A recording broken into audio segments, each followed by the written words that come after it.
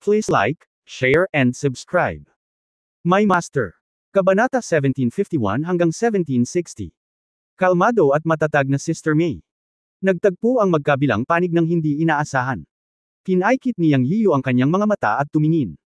Ang anim na tao ay pawang fifth turn na nakakalat na mga immortal, ngunit ang ilan ay malakas at ang ilan ay mahina. Ang antas ng lakas ng mga nakakalat na immortal ay talagang kapareho ng sa mga magsasaka. Mayroon ding maliliit na kaharian, ngunit hindi nalaman ni Yang Yiyu ang tungkol dito ng detalyado, at iba lang ang tawag sa kanila. Nang makita niya ang mga taong ito, alam niyang hindi siya dapat magkamali.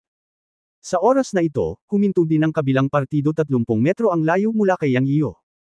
Tinitigan ni Wanling Zhenren si Yang Yiyu at sinabi sa mahinahong boses, "Boy, ikaw ba si Yang Yiyu mula sa Yunmen ng Cultivation World?" Hindi alam ni Yang Yiyu kung sino ang kabilang partido, ngunit halatang hindi siya pala kaibigan. Malamig siyang bamantong hininga at sinabing, "Ako ito, sino ka?" "Haha, madali lang kung ikaw, bata. Ako at ang iba ay nakakalat na mga immortal mula sa banal na lupain. Mahigit 200 taon na ang nakalilipas, pinatay mo ang ilang malalaking nakakalat na immortal na nagpunta sa mundo ng paglilinang upang supilan ang mga demonyo." Tanong muli ni Wanling Zhenren. Sa oras na ito, naunawaan ni Yang Yiyan na ang mga nakakalat na immortal mula sa ilang mga banal na lugar sa mundo ng paglilinang ang dumating upang maghayganti. Inaasahan ni Yang Yiyan ang araw na ito, ngunit hindi niya inaasahan na magkikita sila ngayon sa Supreme Mountain. Dahil magkaaway sila, hindi na kailangang maging magalang. Malamig siyang ngumiti at sinabing, "Sino ang akala ko? Naghahanap pala sila ng gulo at paghihiganti, pero nakapatay ako ng ilang bastard na nakipagsabwatan sa mga demonyo. Noon. Asshole, napakayabang, Kuya Wanling, kung siya iyon, ibaba mo na lang siya, bakit mo pa siya kakausapin?" Sa oras na ito, ang mga nakakalat na immortal mula sa Changjian Mountain ay nagsumpa. At habang nagsasalita siya, inatake na niya si Yang Yiyan. Isang malamig na liwanag ang kumislap sa kanyang kamay, at sa susunod na sandali ay nawala siya sa lugar, naging isang natitirang anino at nagmamadaling pumunta kay Yang Yiyan. Nagbitak ang lupa. Ang nakakalat na mga immortal mula sa bundok Changjian ay bumigkas ng 3 salita sa malalim na boses, at iwinagayway ang kanilang mga espada upang salakayin si Yang Yiyan. Ang mga tao ng Changjian Mountain ay nagpractice ng swordsmanship, at ang Earth Sword na ito ay ang sikat din niyang sword skill. Isang espada ang lumabas, dala ang napakabigat na batas ng mundo, at tinaga si Yang Yiyu. Si Wanling Zhenren at ang iba pa ay hindi kumilos, ngunit nakatayo doon at nanood. Gusto rin nilang makita ang bigat ni Yang Yiyu, at alam nila na si Cha Zhenshan ang unang nakakuha ng merito. Kung tutuusin, ang sinumang nakahuli kay Yang Yiyu at dinala sa ninuno upang humingi ng pautang ay magkakaroon ng mga benepisyo. Naunawaan ito ng ilang tao sa field, ngunit hindi sila nagmamadali. Ang sinumang maaaring linangin sa kanilang antas ay isang matalinong tao, hindi isang walang ingat na tao, at ang pag-iingat ay isinama sa kanilang mga buto. Matagal nang naging Yellow Earth ang mga impulsive. Ang puntong ito ay kilala rin ng Cha Zhenshan Sanxian na nanguna sa pag-atake kay Yang Yiyu. Bagamat siya ang nanguna, maingat pa rin siya sa kanyang pag-atake at nanatiling medyo malayo kay Yang Yiyu.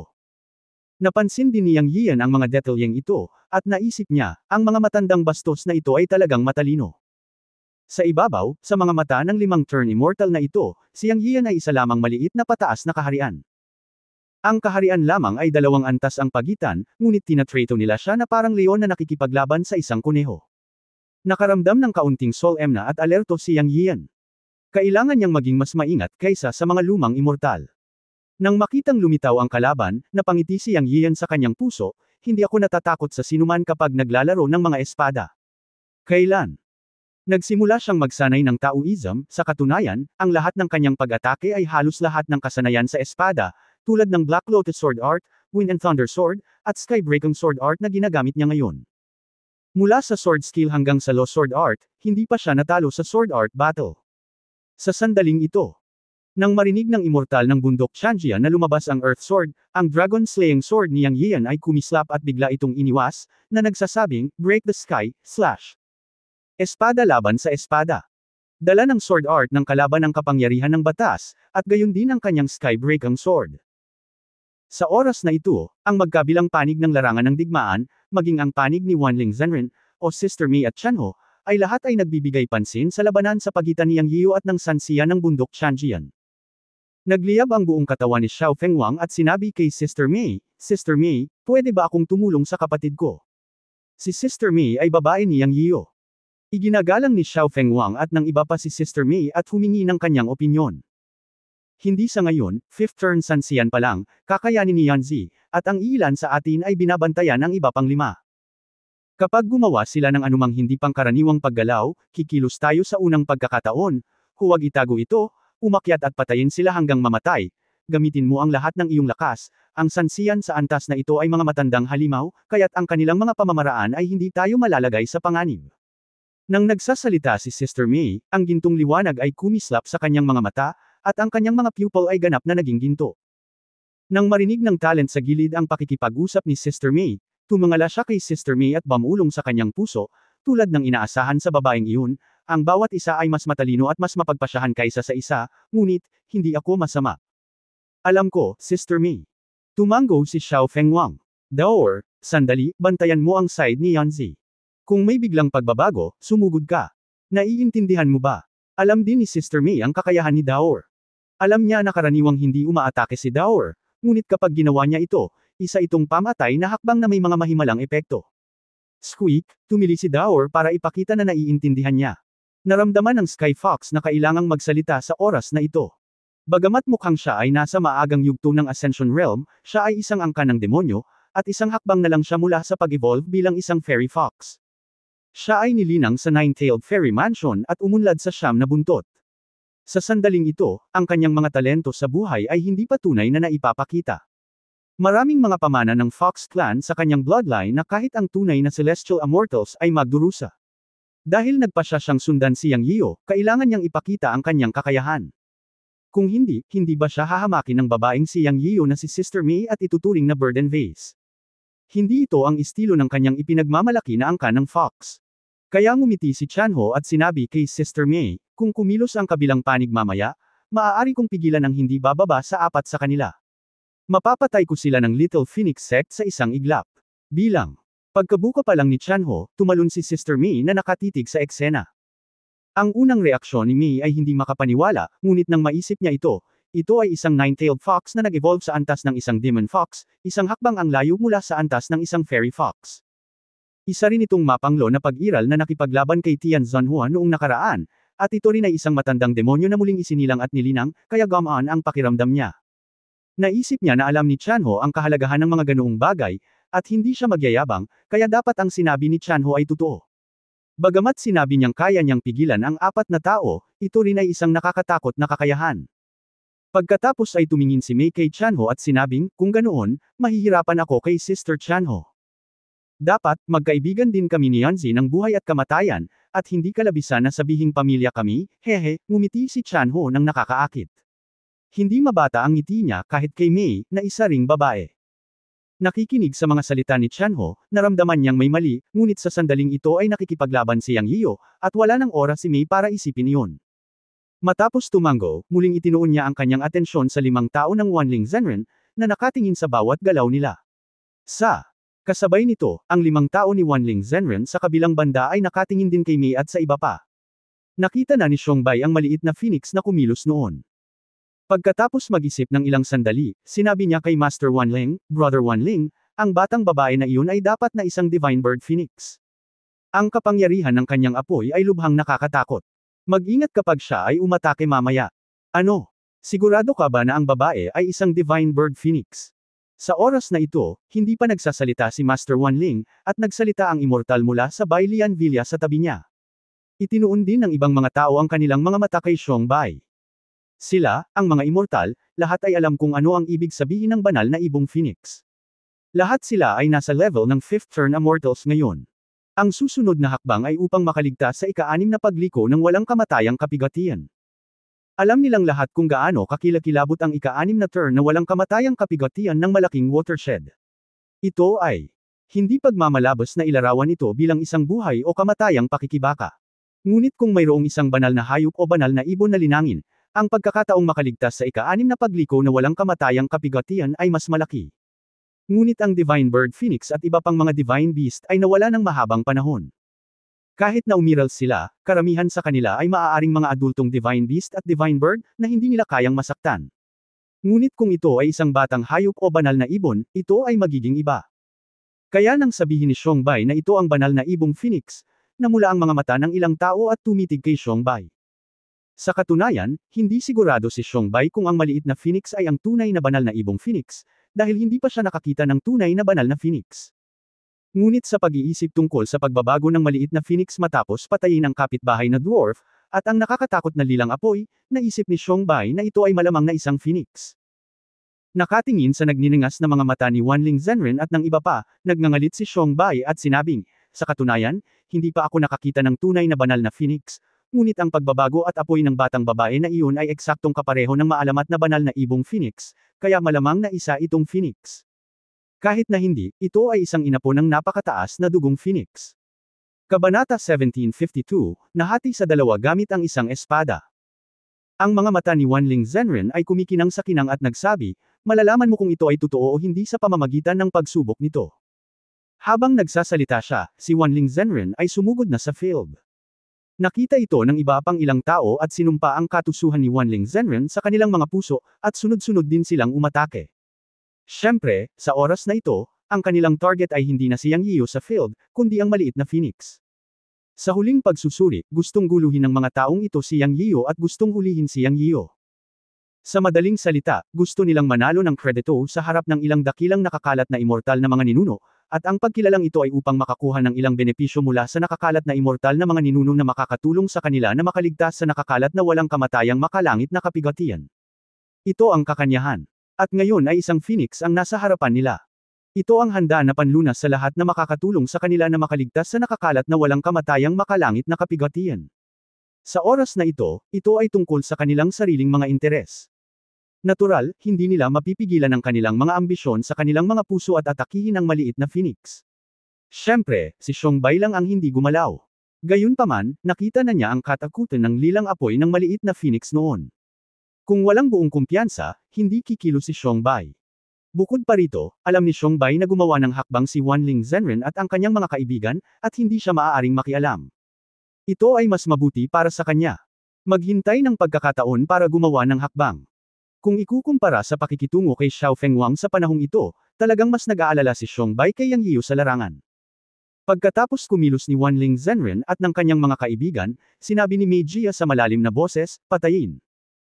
Pagkatapos noon, sumugod din sa isang iglap sina Mei Jia, Xiao Fengwang, Tianhu at Dao kaharap si Wanling Zhenren at ang kanyang mga kaibigan.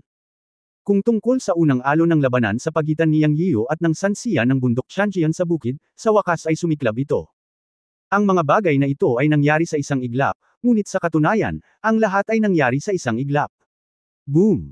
Si Yang Yiu at ang sansiya ng bundok Tianjian ay bawat isa ay naglaslas ng isang espada, at ito ay sumabog ng may dagandong. Ang malakas na enerhiya ng espada ay pumukaw sa hangin at buhangin sa bukid, at ang mga damo at mga puno sa loob ng 100 metro mula sa kanilang dalawa ay pinutol. Pagkatapos ng espada, tumayo ang dalawa at nagkatinginan. Nagtaas ng arko ang mga sulok ng bibig ni Yang Yian. Ang pag-atake na ito ay isang head-on collision. Ang kanyang espada ay malayong mas malakas kaysa sa kalaban. Akala niya ay nakita niyang nanginginig ang kamay ng kalaban na may hawak ng espada.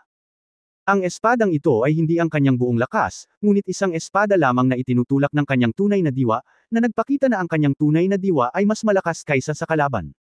Alam ni Yang Yian na ang perpektong pundasyon ng ginintoang elixir ay unti-unting makikita matapos ang kanyang paglilinang ay umabot sa antas na ito.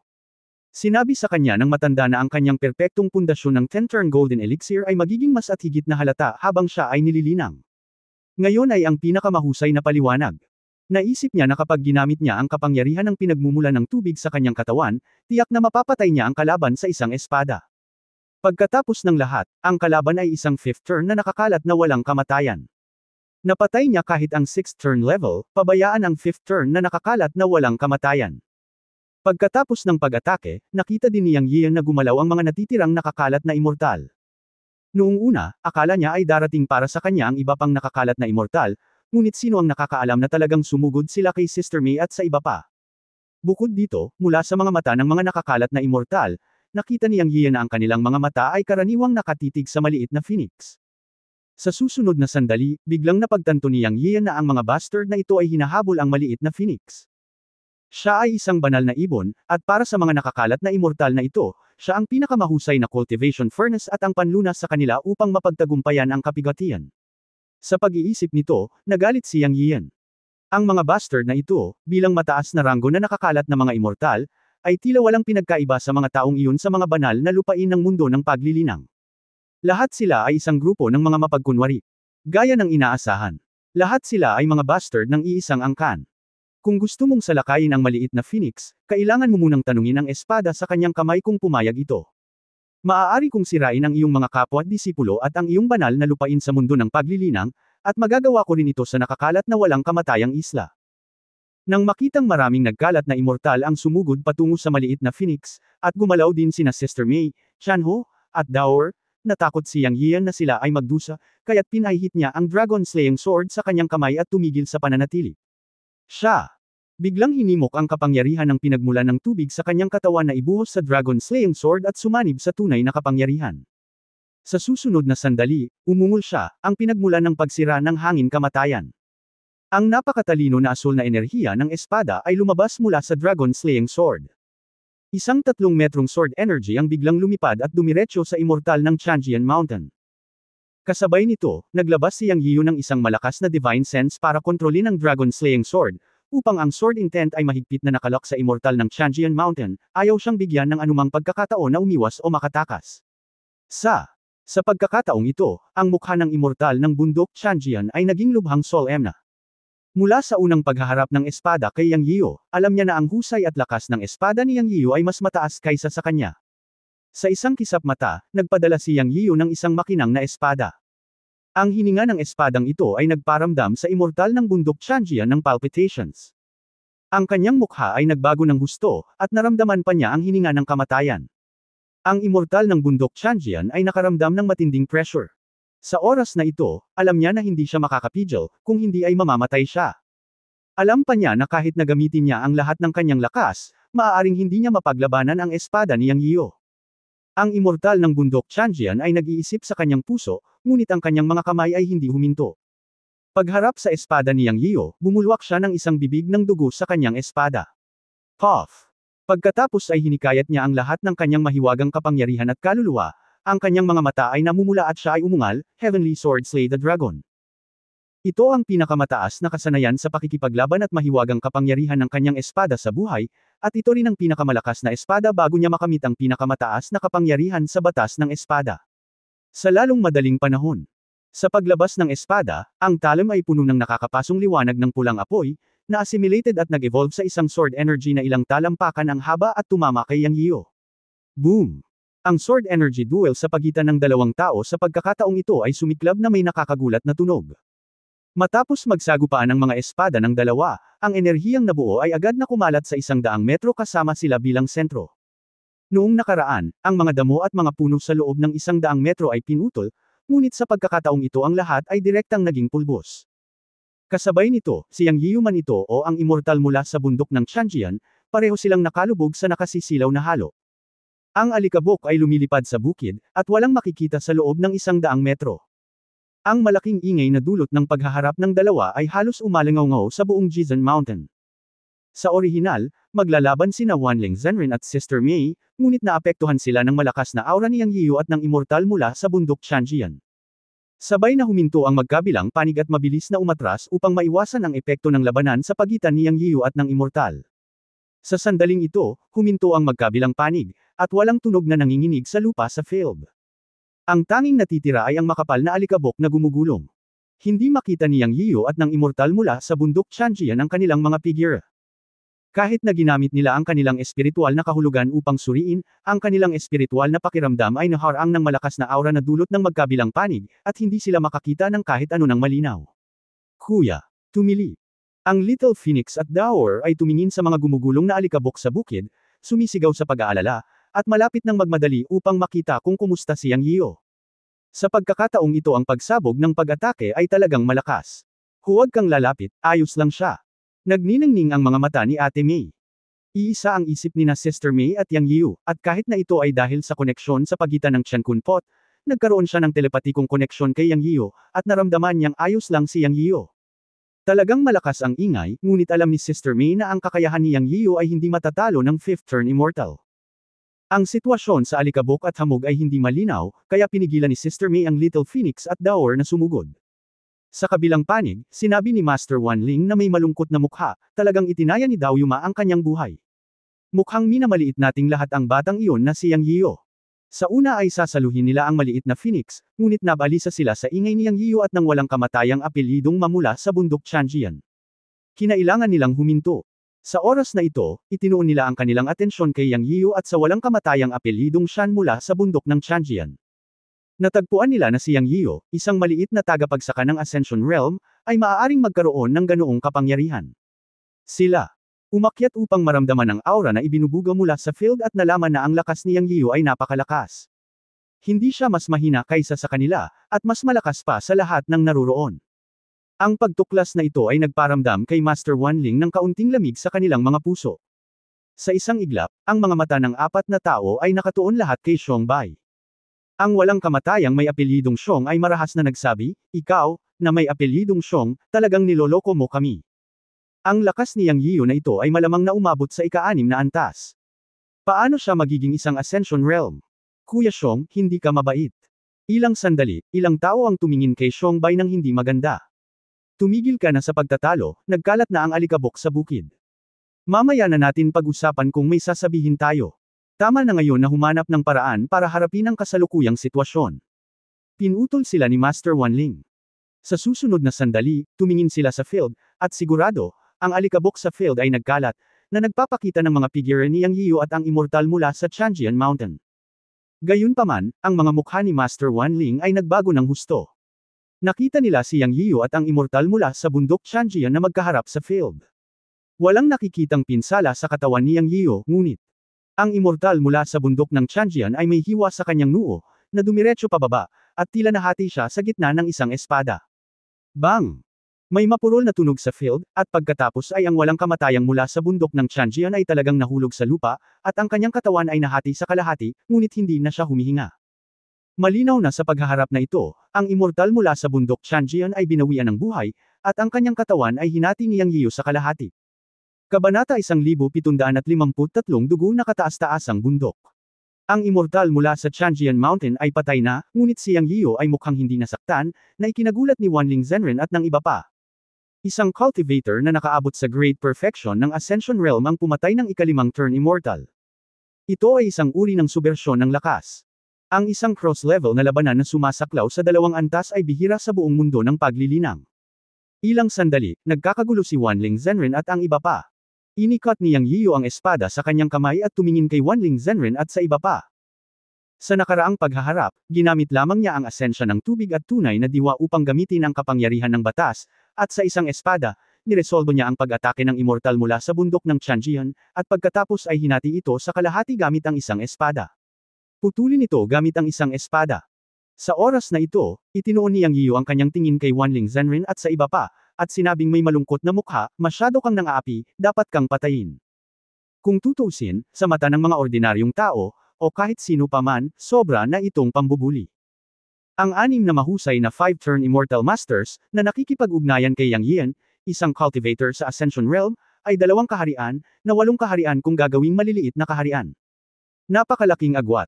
Kung si Yang Yian ay hindi naiiba sa iba pang mga magsasaka, 100 sa kanila ay napatay na ng mga taong ito sa ngayon, kaya mahigpit na nagsasalita, ito ay sobra na. Sa mundo ng paglilinang, ang mga tao mula sa mga banal na lugar na ito ay hinahabol siya at patuloy na nagdudulot ng kaguluhan para sa kanya, ngunit siya ay lumapit sa bawat hakbang, naging mas malakas at pinatay sila. Nang sumiklab ang mga demonyo, ang mga immortal mula sa mga banal na lugar na ito ay napakabaliw na gusto nilang isakripisyo ang daan-daang libo ng kanilang mga disipulo at mga disipulo upang magplano laban sa kanya, ngunit nakaligtas din siya. Ngayon, sa mundo ng paglilinang, ang mga walang kamatayang bastard na ito mula sa mga banal na lugar ang pumapatay sa kanya ng walang simetriya na lakas. Sa pagkakataong ito, talagang nagalit si Yang Yian sa tinatawag na mga banal na lugar na ito. Ang mga bastos na ito ay nagdudulot ng gulo para sa kanya sa henerasyon pagkatapos ng henerasyon, na hindi kayang tiisin ng mga tiyuhin at tiyahin.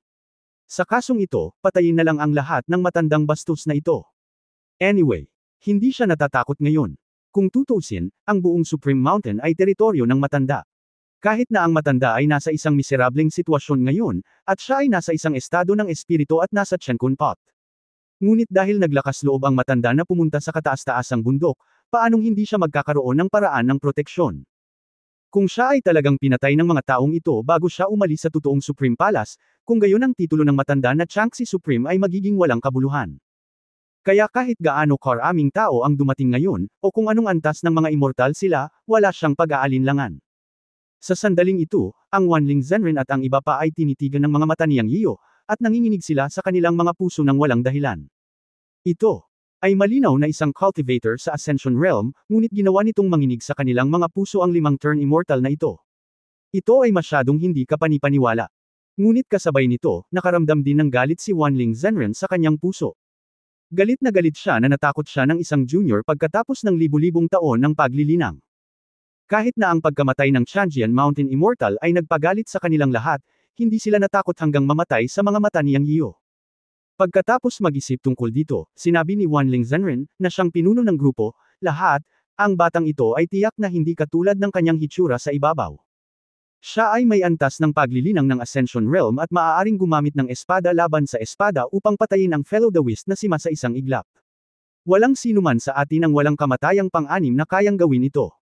Master ng swordsmanship tulad ng fellow Daoist Ma na may isang espada. Kaya wag mong itago. Magpadala ng anteng-anteng sa komunikasyon upang ipaalam sa ibang mga taong darating, at ipaalam din sa mga magsasaka ng buong kataas-taasang bundok na may mga baliw na gumagambala sa kataas-taasang bundok at dapat silang patayin. Tama si Daoist Brother Wanling. Sinisira ng batang ito ang kapalaran ng Supreme Mountain at ginugulo ang Supreme Daoist Temple. Dapat siyang patayin. Sa murang edad, puno na siya ng masasamang espiritu. Walang alinlangan na demonyo siya. Dapat tayong magtulungan para patayin siya. Dapat nating ipatawag ang mga magsasaka mula sa mga pangunahing taluktok ng kataas-taasang bundok upang patayin ang demonyong ito. Ilang sandali, maraming immortal ang nag-uusap, at pinuri nilang lahat si Yang Yiyo. Nang maglaon, isinuot ang malaking sombrero ng demonyo, at ipinadala rin ang mensahe ng paghahatid. Ang mensahe mula sa 5 nakakalat na immortal ay medyo maraming impormasyon. Kung ang isang tao ay kumalat nito sa 10 tao, at 10 tao ang kumalat nito sa 100 tao, ito ay malapit ng kumalat sa buong Supreme Mountain. 100 metro ang layo ni Yang Yiyo sa kanila, ngunit narinig niya ng malinaw ang mga salita ng mga matandang immortal. Hindi niya pinigilan ang mga lumang immortal na magpadala ng mga mensahe para humingi ng tulong. Ang kawalang hiyaan ng mga matandang bastard ay nagpa-refresh sa pananaw ni Yang Yiyo sa mundo. Kung sa tingin mo ay hindi mo sila matalo, hindi mo sila matatalo. Ikaw. Kailangan pa ring maglagay ng malaking sombrero sa iyong sarili, tumataas mula sa isang junior hanggang sa antas ng isang demonyo. Ang mensahe ay tawagan ang lahat ng mga magsasaka sa kataas-taasang bundok. Anong ginagawa mo dito? Nandito ka ba para patayin ang iyong sarili? Okay, hihintayin kita ngayon. Hindi. Ilan man ang dumating, papatayin ko sila ngayon. Ang mga mapagkunwari na ito ay talagang kapareho ni Nolan Yufeng, na nakilala ko sa kabundukan ng Yunlei. Ang huli ay hindi nag-atubili na isakripisyo ang daan-daang libong mga disipulo ng Yunmen upang makipagsabwatan sa mga demonyo, at ang una ay mukhang mas walang hiya. Sa mga mata ni Yang Yiyan, ang tinatawag na matuwid na landas na ito ay hindi kasing ganda ng malaking diablo na si Wu Mingquan na nakilala niya sa simula. Iyon ay isang tunay na kontrabida, at ang mga nagkalat na immortal na ito sa kanyang harapan ay nakaramdam siya ng pagkasuklim.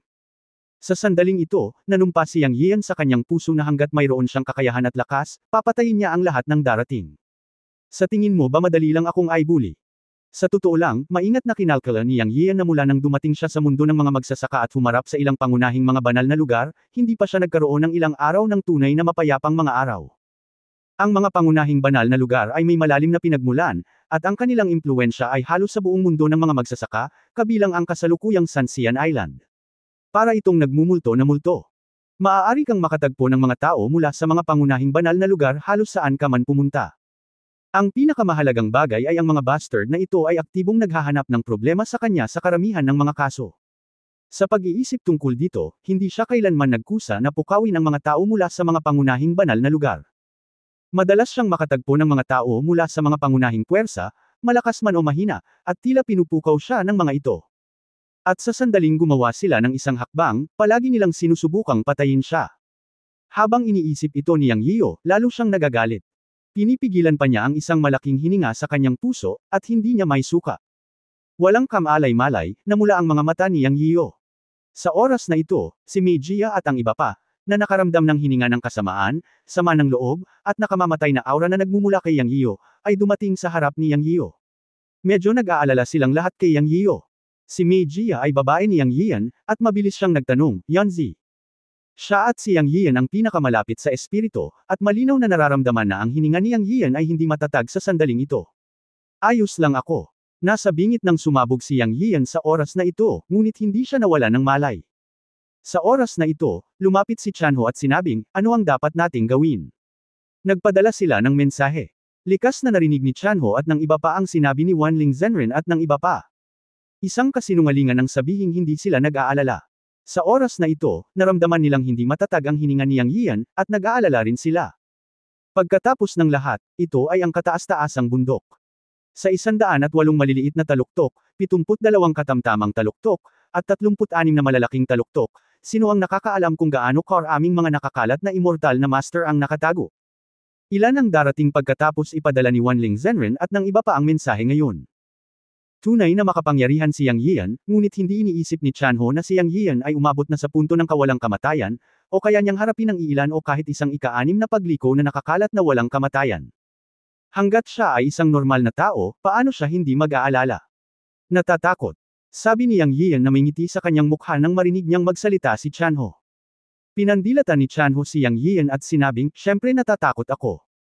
Kung may 10 o 8 5 turn, 3 o 2 6 turn, hindi tayo magiging sapat para mapuno ang ngipin nila. Pero ang kinakatakutan ko ay ang mawala ng mga kaibigan. Nabuhay ako ng 2 buhay.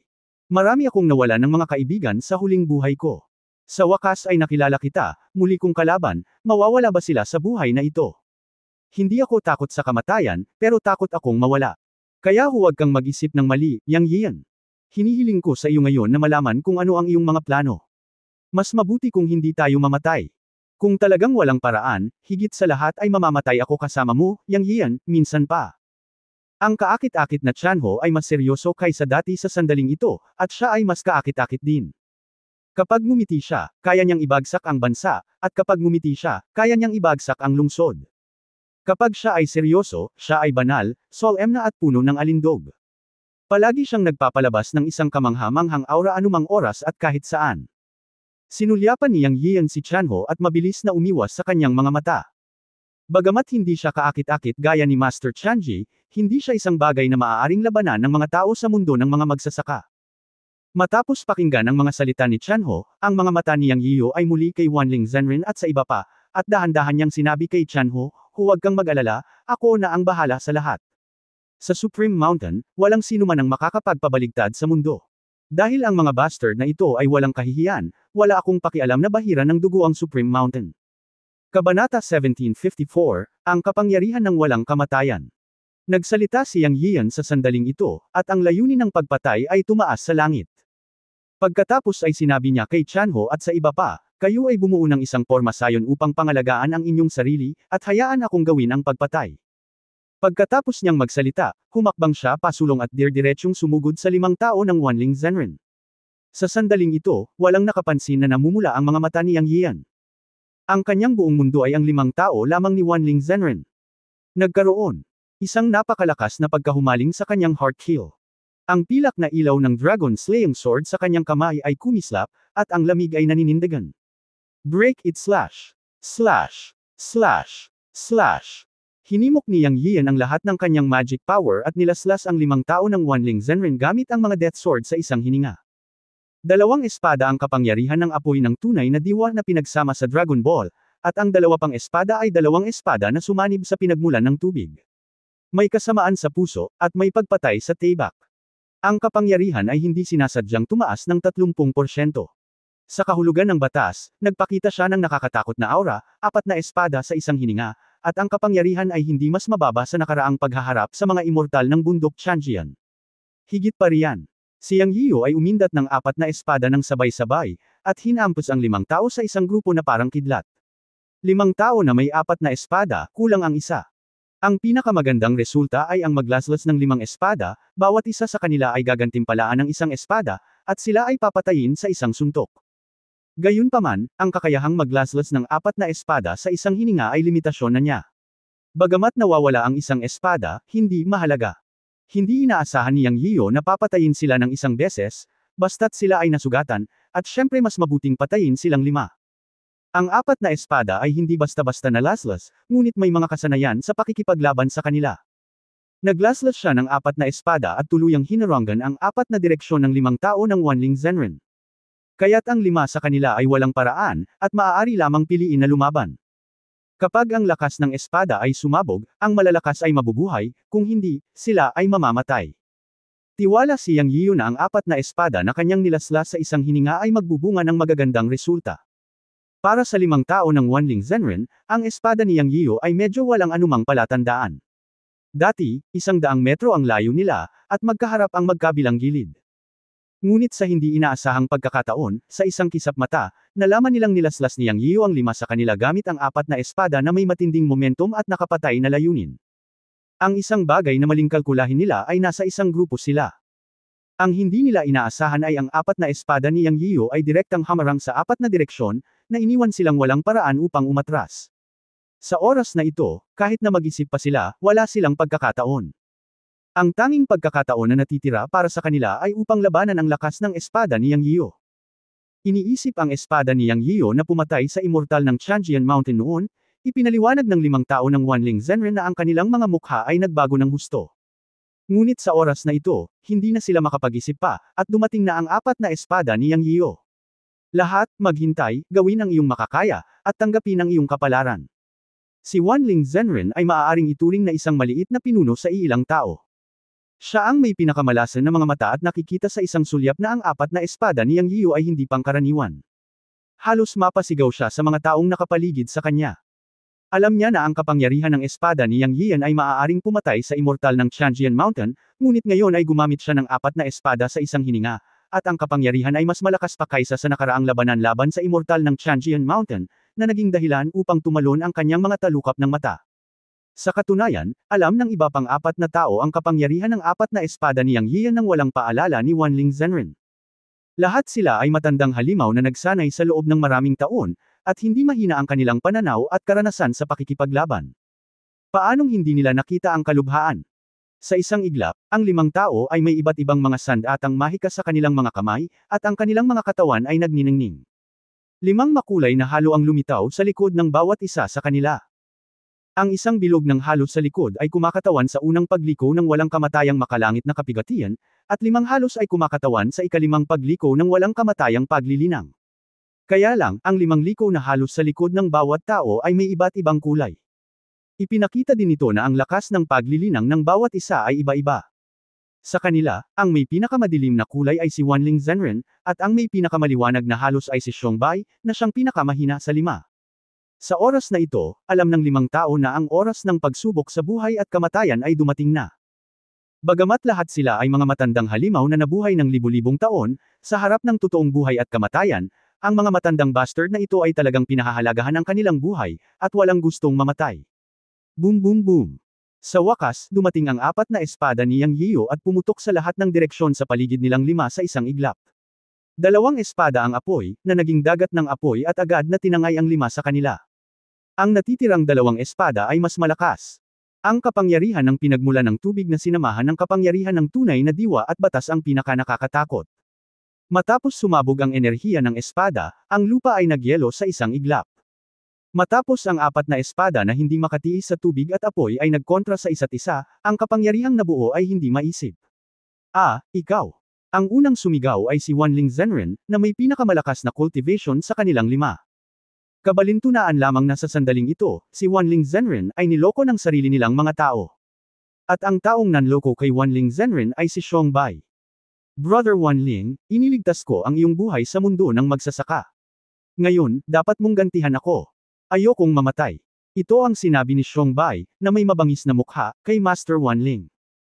Sa oras na ito, alam ni Xiongbai na ang kanyang cultivation ang pinakamahina sa ilalim ng makapangyarihang sword energy ni Yang Yiyu, at wala siyang lakas upang mapaglabanan ang malakas na sword energy ni Yang Yiyu, kaya siya ay nahulog mula sa simula at sinundan si Master Wanling.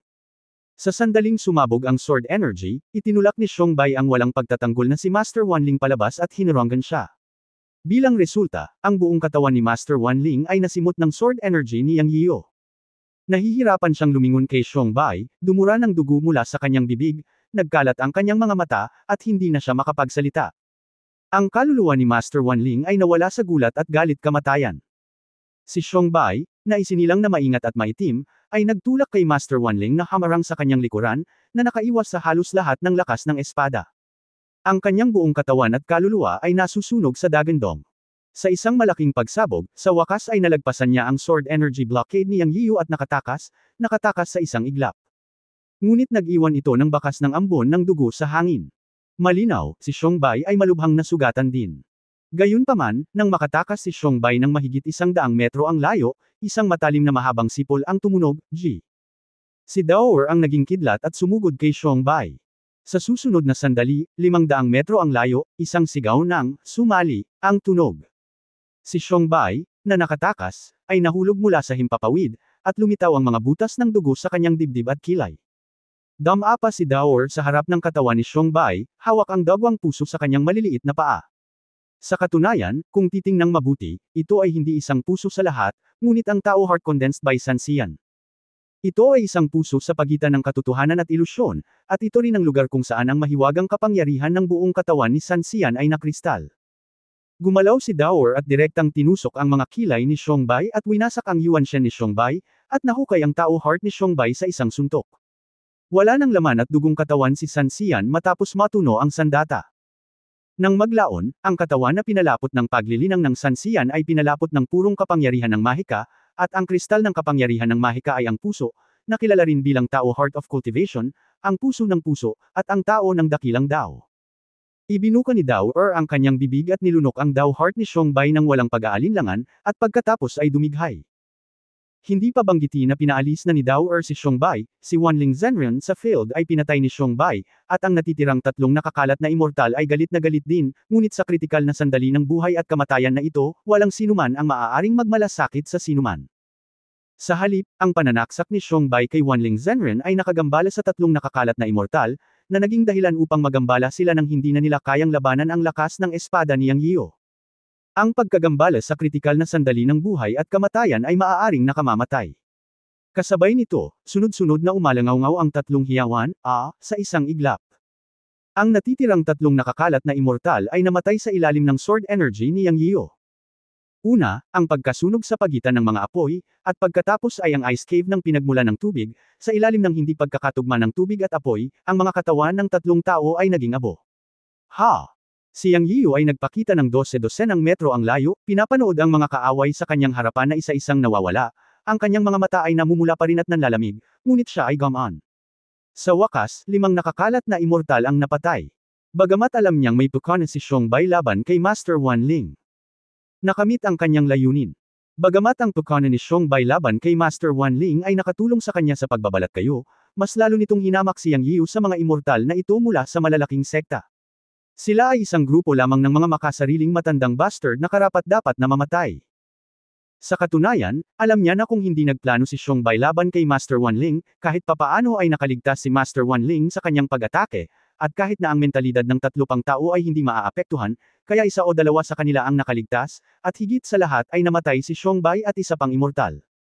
Sa pagkakataong ito ay nanalo siya, at masasabing malinis siyang nanalo, ngunit hindi nakakaramdam ng anumang saya sa puso si Yang Yiyu, bagkus ay puno ng pagbabantay.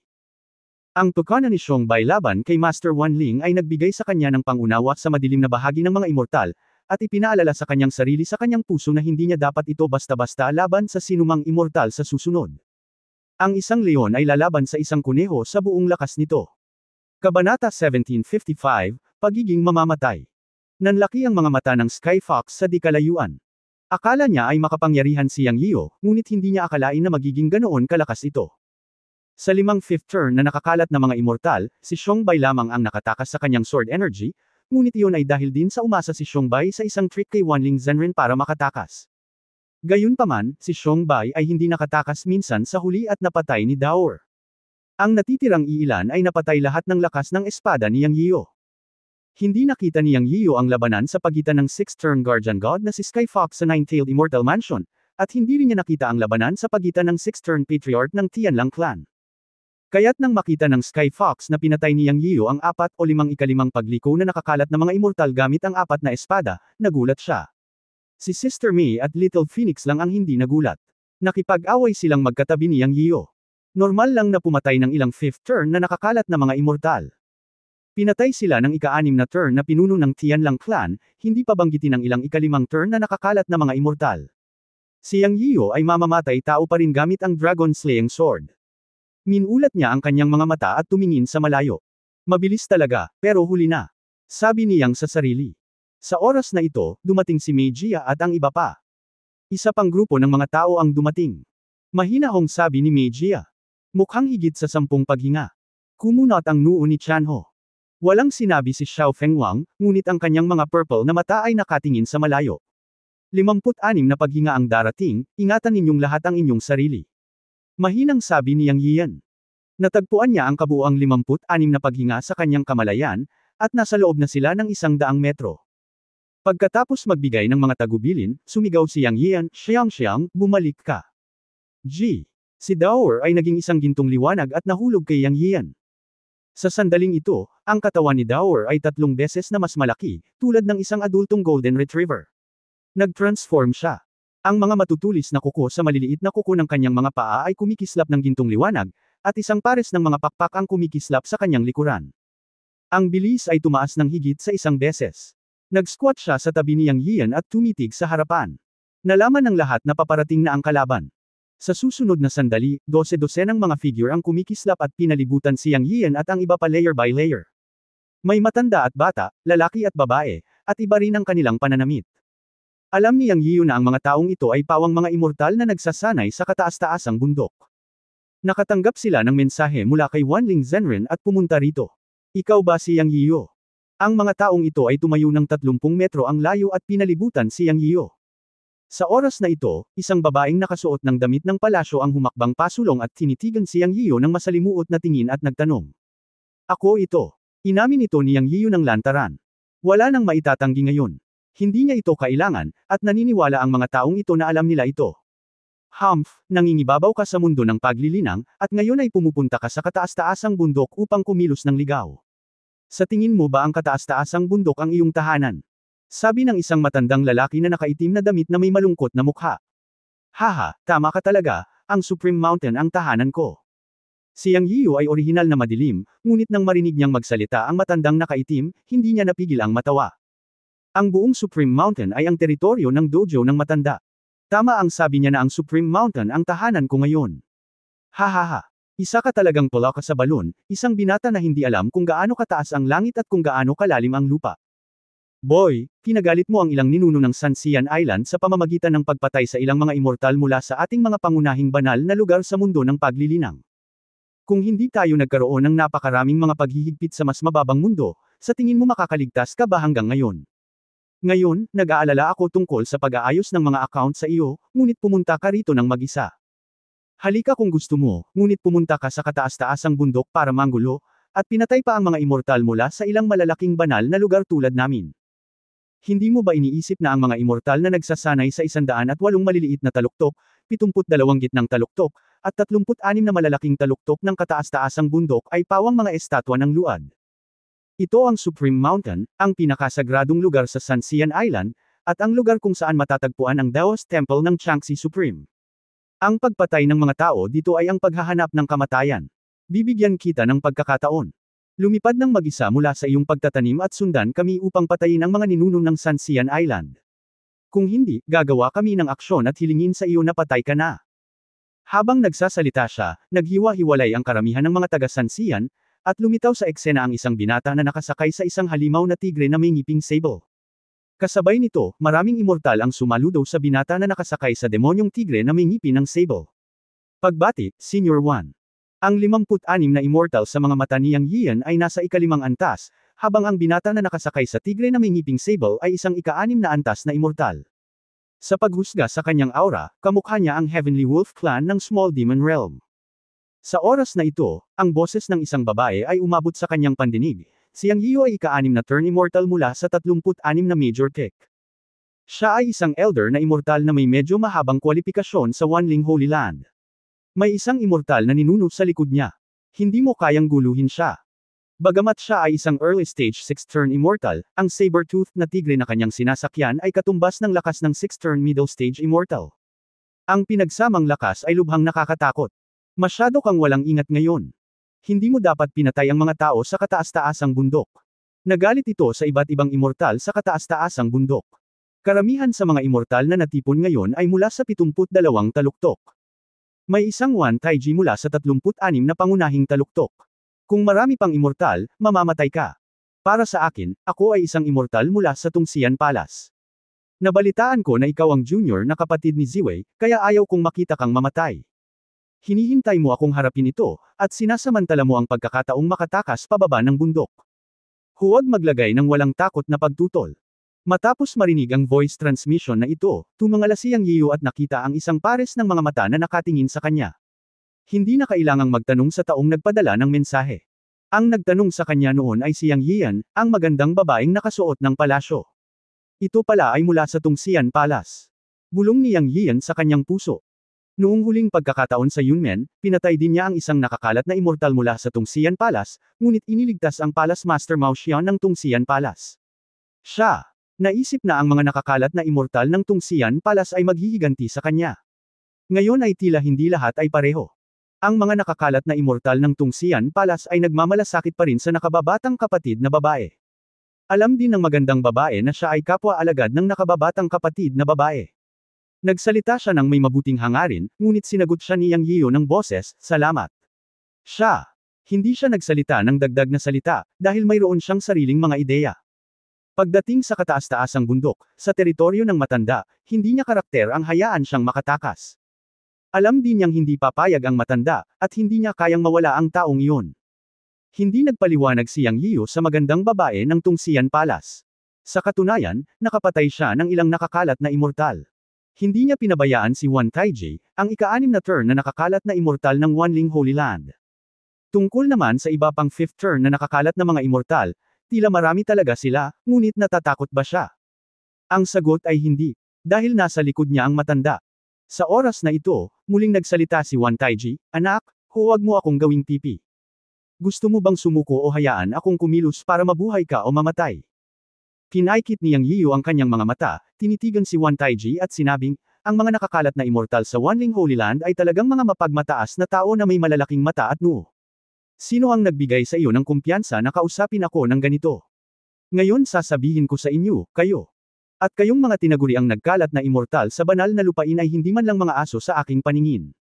Kung gusto mo akong patayin, depende kung may kakayahan ba kayong mga bastos. Ay, hindi, sino ang papatay kung sino ngayon, hehe. Hayaan akong hindi mabuhay o mamatay. Okay, subukan natin. Natapos magsalita si Yang Yiu sa malamig na boses, at sinabi sa kanyang isip, matanda, gusto kong maging isang mamamatay na Diyos sa iyong Supreme Mountain ngayon. Ngayon kailangan kong hiramin ang kapangyarihan ng iyong kaluluwa. Sa sandaling ito, ang mga simpleng salita ni Yang Yiu ay puno ng dominanti, at maging ang pakikipag-usap sa kanyang amo ay puno ng hindi mapag-aalinlangan ng lasa. Haha, ang tigas mo anak. Okay, I will back up you today. Sige patayin mo. Mukhang magulo talaga ang Sanxian Island ngayon. Masarap pumatay ng iilan. Hindi naman nagalit si Yun Changxi sa matigas na salita ni Yang Yiu. Sa halip, pinalakas niya ang loob niya. Pag-isipan ito. Ang kanyang sariling teritoryo, ang kanyang sariling dojo, ay inookupahan na ngayon ng isang uri ng Sanxian. Sa kanyang pag-uwi, ang kanyang mga alagad ay mabubuli. Galit din si Yun Changxi. Ang pamagat ng Changxi Supreme ay hindi para sa wala. Ang kasamaan ay hindi common sense. Si Yun Changxi ay hindi isang tinatawag na matuwid na ginoo. Ang kanyang malaking pangalan ay Changxi, at iginagalang niya ang kasamaan. Ang pagpatay sa isang grupo ng Sanxian ay isang ambon. Matapos tumugon ang master, naramdaman lamang ni Yang Yiu ang init sa kanyang kaliwang braso, at pagkatapos ay ang walang katulad na kapangyarihan ng kaluluwa ay nagmula sa kanyang buong katawan. Dahil dito hindi napigilan ni Yang Yian ang mapaungol ng mahabang alulong, Ang kanyang puting buhok ay lumipad sa sandaling ito, at ang pula sa kanyang mga mata ay lalong namula. Kanina pa siya galit tapos ngayon nag-breakout na. Dahil ang mga bastos na ito ay walang katapusang nang-aapi ng mga tao, paano kung patayin ko kayong lahat ngayon? Kabanata 1756, tanging ang kataas-taasang banal na kapangyarihan ang pinahihintulutan na patayin ang kaaway. Si Yang Yiu ay galit na galit at mamamatay tao. Nakaharap sa 56 na ikalimang pagliko na nakakalat na mga immortal at isang ika-6 na pagliko na nakakalat na isip, inilabas niya ang lahat ng kanyang mahiwagang talento. Ang Donghuang Bell, ang Gate ng Nether City, ang estatwa ng Star of Life, ang katawan ng Dharma, at iba pa. Sabay-sabay na tumalon palabas. Pagkatapos buhayin ang Dharma, siya ay naging isang higanteng may taas na 1,000 metro, nakatayong matangkad. Ang mahiwagang kapangyarihang ito ay ang Dharma ng 12 kataas-taasang kapangyarihan ng mahiwagang lalaki. Matagal na niyang hindi ginagamit ang mahiwagang kapangyarihang ito. Ngayon, ito ay isinaaktibo at naging isang higanteng 1,000 metro.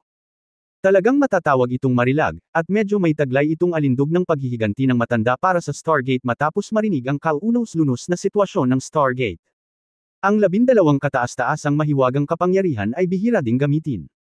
Sa huling pagsasanay ni Yang Yiyo, pagkatapos na maunawaan ang kapangyarihan ng batas, palagi niyang nararamdaman na ang 12 pinakamataas na mahiwagang kapangyarihan ng matanda ay tila hindi gaanong makapangyarihan kaysa sa makalangit na espada na naunawaan niya sa Enlightenment Forest. Ngunit ngayon na ipinahiram sa kanya ng matanda ang kapangyarihan ng kaluluwa, naramdaman ni Yang Yiyo na malamang na minamaliit niya ang pinakamataas na mahiwagang kapangyarihan ng matanda. O hindi niya talaga naintindihan at naintindihan ang kataas-taasang kapangyarihan ng mahiwagang, pabayaan ang pagsasanay ng pinakamataas na kapangyarihan ng mahiwagang. Anyway, matagal nang hindi nauunawaan ni Yang Yiyan ang pinakamataas na mahiwagang kapangyarihan na itinuro ng matanda. Ngunit ngayong pinahiram sa kanya ng matanda ang kapangyarihan ng kaluluwa para tulungan siya, naramdaman niya ang pinakamalakas na pagbabago. Si Yang Yiyan ay may hindi maipaliwanag na pag-unawa sa pinakamataas na kapangyarihan ng mahiwagang. Bagamat hindi itinuro sa kanya ng matanda ang pamamaraan, lalo pang sakupin ang kanyang katawan, ang kapangyarihan lamang ng kaluluwa ng matanda ang makapagpaparamdam sa kanya ng mga pagbabago ng 12 pinakamataas na kapangyarihang mahiwagang. Ito ay talagang mahiwaga at mahiwaga. Ang 12 pinakamataas na mahiwagang kapangyarihan ng matanda ay nilikha ng kanyang sarili. Mayroong 12 mahiwagang kapangyarihan sa kabuuan. Sa simula, naintindihan lamang niya ang ikalimang antas gamit ang Lotus Root Clone. Mula sa unang antas ng Supreme Magical Power ng Vajra, hanggang sa Supreme Magical Power of Eternal Life, sa Supreme Magical Power of Dao Zuan, sa Supreme Magical Power of Burning Heaven, at pagkatapos hanggang sa ikalimang antas ng Supreme Magical Power of Thunder, pinag-aralan niya ito hanggang sa puntong ito. Mayroon pa ring 7 pinakamataas na mahiwagang kapangyarihan sa likod. Simula nang naintindihan niya ang Magical Power of Breaking the Sky, hindi na niya ito naintindihan. Hindi rin niya malay na naniniwala na ang 12 kataas-taasang kapangyarihang magical na itinuro ng matanda ay hindi kasing lakas ng Breaking the Sword na naintindihan niya, dahil ang huli ay ang kapangyarihan ng batas, at ang una ay isang simpleng kapangyarihang mahika sa kanyang paningin. Sa orihinal, maaari niyang hayaan ang Lotus Root Clone na magpatuloy na maunawaan, ngunit pagkatapos niyang pagsamahin ang Lotus Root Clone sa pangunahing katawan, hindi na niya ito pinakawalan muli, at nahulog ang bagay na ito. Ang fusion ng Lotus Root Clone ay hindi isang tunay na pagsipsip at pagsasanib, ngunit isang simpleng pagsasama. Hangga't gusto niya, ang Lotus Root Clone ay maaaring lumabas anumang oras pagkatapos ng pag-iisip. Sa pagsasalita tungkol sa Lotus Root Clone, sa katunayan, ito ay may mahusay na pinagmulan sa Sky Fox. Dahil sa pagpasok niya sa Mountain and Sea Realm, nakilala niya si Xing Binbin sa disyerto. Noong panahong iyon, pumunta si Xing Binbin sa Sun Fox Clan para makipag-appointment at hanapin ang purong yang clone na iniwan ng kanyang mga ninuno. Bilang resulta, hindi sinasadyang nakatagpo ni Yang Yiyan ang Lotus Root ng langit at lupa na binabantayan ng kaluluwa ng Fox Clan sa ipinagbabawal na lupain ng Sun Fox Clan, at nakuha ang Lotus Root pagkatapos ng laban. Ngunit ayon sa kaluluwa ng Fox Clan na nagbabantay sa Lotus Root noong panahong iyon, ang Lotus Root Treasure na kanyang binabantayan ay pagmamay-ari ng Sky Fox, at hindi kailanman sinabi ni Yang Yiyan sa Sky Fox ang tungkol dito. Ngayon isipin ang tungkol sa mga bagay sa mundo, mayroon talagang isang tadhana, at siya at ang Sky Fox ay hindi kailanman naputol ang koneksyon. Pagkatapos mag-ikot sa mga bilog, siya at ang Sky Fox ay magkakahalo pa rin. Bagamat hindi naiintindihan ni Yang Yiyan, tumanggi siyang hayaan ang Sky Fox na pumunta sa Yunmen noon, ngunit dahil nakilala niya ang Sky Fox sa Nine-Tailed Immortal Mansion ng Master's Wife, nagkusa siyang sundan siya. Siyempre, ang dahilan ay upang pumunta sa Yunmen upang makita si Xing Binbin, ang dating apprentice, ngunit nararamdaman ni Yang Yiyan na ang dahilan para sundan siya ng Sky Fox ay malayo. Anyway, nakuha niya ang Heavenly Lotus Root Treasure ng Fox at ginawang Lotus Root Clone, na nangangahulugang may utang siyang pabor sa Fox. Kahit na ang Fox ay hindi alam ang tungkol sa pabor na ito, ang mga magsasaka ay nasa ilalim ng makalangit na paraan, kaya ito ay palaging isang pabor. Sa pag-iisip nito, mapait na ngumiti si Yang Yiyan, iniisip sa sarili na babayaran niya ang Fox sa hinaharap. Tungkol naman sa Lotus Root Clone, nagpasya siyang ilabas ang Lotus Root Clone pagkatapos na malutas ang usapin ng Sanxian Island, upang ang Lotus Root clone ay patuloy na maunawaan ang pinakamataas na mahiwagang kapangyarihan ng matanda sa hinaharap, na maaaring ituring na pagpapabuti ng kanyang sariling lakas. Bilang karagdagan, kailangan din ng Lotus Root clone upang magpatuloy sa pagsasanay. Kung mas mataas ang cultivation ng Lotus Root clone, mas malakas ang kanyang lakas pagkatapos sumanib dito. Ngunit nakalimutan niya ito sa huli. Now thinking about it, hindi naman talaga dapat nangyari. Sa oras na ito, inilabas niya ang lahat ng kanyang lakas, at malinaw na nararamdaman niya ang kakaibang katawan ng Dharma. Matapos maabot ang taas na 1,000 metro, ito ang unang pagkakataon. Medyo nagulat ito sa kanya. Sa oras na ito, ang boses ni Yun Changxi ay pumasok sa kanyang isipan. Nagulat ka ba, brat, na ang katawan ng Dharmakaya ay maaaring umabot ng 1 kilometro ang haba? Sumagot si Yang Yiyo sa kanyang puso, oo, talagang nakakagulat, salamat sa matandang lalaki. Idiot, hindi ito nabuo pagkatapos ipasok dito ang kapangyarihan ng aking kaluluwa, ito ang sarili mong kapangyarihan, bastardo, gaano katagal nang hindi mo naiintindihan ang mga mahiwagang kapangyarihan na itinuro sa iyo ng iyong amo. Ang mahiwagang kapangyarihan ng 12 Supreme na itinuro sa iyo ng iyong amo, sa tingin mo ba ay talagang pang-display? Humph, iyon ang mahiwagang kapangyarihan na naintindihan ng iyong Panginoon sa buong buhay niya. Ang iyong Panginoon ay nagsanay ng Taoismo sa loob ng 100,000 taon, isang buong panahon, at sa wakas ang kanyang kaluluwa ay nakulong sa Chen Kunpot. Inayos niya muli ang 12 kataas-taasang mahiwagang kapangyarihan, at ang mga itinuro sa iyo noon ay hindi na ipasa sa iyo ng detalyado. Sa loob ng mahigit 10,000 taon na nakulong sa Chen Kunpot, muling inayos ng iyong master ang pinakamataas na kapangyarihan ng mahiwagang kapangyarihan at natapos ang huli. Ang ika-12 antas ng mahiwagang kapangyarihan ay naperpekto ang buong hanay ng pinakamataas na kapangyarihang mahiwagang hanggang sa pinakamataas na antas. Sa tingin mo ba ito ay simple?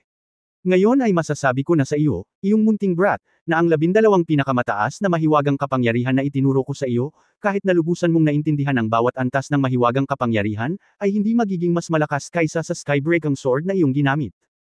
Ang kapangyarihan ng batas ay isang uri lamang ng potensyal na magagamit sa anumang pamamaraan ng labanan. Ngayon, maaari mong gamitin ang kapangyarihan ng batas upang isama ito sa pinakamataas na kapangyarihang mahiwagang makita ang kapangyarihan nito. Tingnan mo kung talagang masama ang Supreme Magic Power na itinuro ko sa iyo. Gusto mo bang talikuran ang kataas-taasang mahiwagang kapangyarihan at umasa sa Skybreaking Sword na kalahati mo lang naiintindihan sa labanan? Sinasabi sa iyo ng guro, kung maaari mong gamitin ang kapangyarihan ng batas upang tumagos sa pinakamataas na kapangyarihan ng mahiwagang kapangyarihan, ayon sa 5 antas ng pinakamataas na kapangyarihang mahiwagang natutunan mo sa ngayon, maaari mong patayin ang mga immortal na ito ngayon kahit na walang tulong ng Panginoon. Dapat dahan-dahan mong intindihin ito, hindi ka pinapayagang gamitin ang Skybreaking Sword para patayin ang kalaban ngayon. Hinihiling sa iyo ng Master na gamitin ang 5 pinakamataas na mahiwagang kapangyarihan na natutunan mong labanan. Kung hindi mo kayang patayin ang mga immortal na ito, hayaan mo akong tingnan kung paano kita haharapin. Ang mga salita ni Yun Changxi ay naging mas matindi. Mabuti na lang at hindi lumabas ang kanyang immortal na katawan, kung hindi ay tiyak na matatalo niya si Yang Yiyo. Pawis na pawis si Yang Yiyo nang marinig ang sumpa ng matanda, ngunit pagkatapos marinig ang isa sa mga salita ng matanda, nagkaroon siya ng obsessive-compulsive disorder at hindi naiwasang magtanong, "Damn old man, hindi mo ba sinabi na ang mga immortal ay makakatagpo ng makalangit na kapigatian kada 1,000 taon? Kung kalkulahin natin ito sa ganitong paraan, alin ang nakaligtas sa 12 taon? Bago ang kamatayan, at maaari kang makakuha ng 5,000 taon at pagkatapos ay idagdag ang 10,000 taon na ikaw ay nakulong sa Chen Kunpot ay wala pang 30,000 taon. Paano ka makakakalkula ng ganito, ikaw bastard? Ang makalangit na kapigatian ng mga nakakalat na immortal ay nangyayari minsan sa bawat 1,000 taon, ngunit maaari mo ring maiwasan ito, maunawaan. Tulad ng mga nakakalat na immortal na nagtatagos sa nakakalat na immortal na isla ngayon, normal na magtagos sa nakakalat na immortal na isla sa loob ng libu-libong taon, walang kumpiyansa na nakaligtas sa walang kamatayang kamatayan. Ang ika-12 kapigatian, wala nang magkakalat na walang kamatayang kapigatian pagkatapos. Walang makalangit na kapigatian, posible bang mabuhay ako ng 10,000 taon? Malapit na ang kalaban, ano ang iniisip mo, bakla? Bilasan mo at salubungin ang kalaban, huwag mong hayaang tumakbo ang iyong imahinasyon. Nagmura si Yun Changxi at halos sumigaw sa likod. Siyang ay may ekspresyon ng biglaang pagliliwanag. Nako, alam ko, curious lang ako. Noon niya napagtanto na ang matanda ay talagang isang matandang halimaw na nabuhay ng higit sa 100,000 taon, isang tao mula sa huling panahon. Bagamat kinailangan niyang harapin ang 56 na 5th turn loose immortals at isang 6th turn loose immortal, hindi siya nag-alala tungkol sa 12-12 ng mga loose immortal mula nang mabuksan ang imahe ng Dharma at ang kaluluwa ng matanda ay pumasok sa kanyang katawan.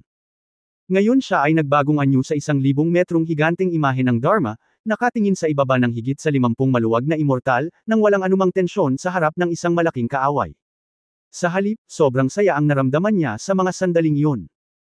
Hindi siya hinayaan ng matanda na lumaban gamit ang Skybreaking Sword, ngunit pinayagan lamang siyang gamitin ang Supreme Magical Power para patayin ang kalaban. Isusumpa sana niya ang matanda kanina, ngunit matapos makinig sa kwento ng matanda at may sama ang kapangyarihan ng batas sa Supreme Magical Power, parang isang pinto sa isang bagong mundo ang bumukas sa kanyang isipan sa isang iglap. Gusto kong humingi ng tawad ngayong gabi. Gaya ng sabi sa pamagat, gusto kong isulat ang 3 kabanata, ngunit umuulan ngayon. Isa akong mahinang manok sa palasyo. Nilalamig ako at nahihilo kinaumagahan. Nagpumilit ako sa isang buong araw. Ngayon pakiramdam ko hindi ko na kayang kumapit pa. Nahihilo na ako. Ayokong pilitin ang sarili kong magsulat. Nakita na ng lahat ang mga balangkas ng mga kabanatang ito. Napakahalaga nila. Nais ng matanda na buuin muli ang kanyang immortal na katawan, gustong pumasok ni Yanzi sa Supreme Palace, at ang mga nakakalat na immortal ng buong Supreme Mountain ay humaharang sa kanyang daan. Siya ay nasa patuloy na problema at kailangang lutisin ang mga ito ng paunti-unti. Ang sinusulat ko ngayon ay isang malaking pagbabago. Sana maintindihan ng lahat. Ayokong pilitin ang sarili kong isulat ito at tuluyang masira ang plot. Kaya ngayong gabi ay ang 3 kabanata. Huwag mo na akong hintayin. Magpapahinga ako ng isang gabi. Susubukan kong i-update ito bukas ng umaga. Humihingi ako ng tawad sa aking pamilya. Kabanata 1757, Pagkakatawang tao ng isa-isa. Sa katunayan, alam ni Yang Yian na hindi siya pinayagan ng matanda na gamitin ang Skybreaking Sword at pinahintulutan lamang siyang gamitin ang Supreme Divine Power.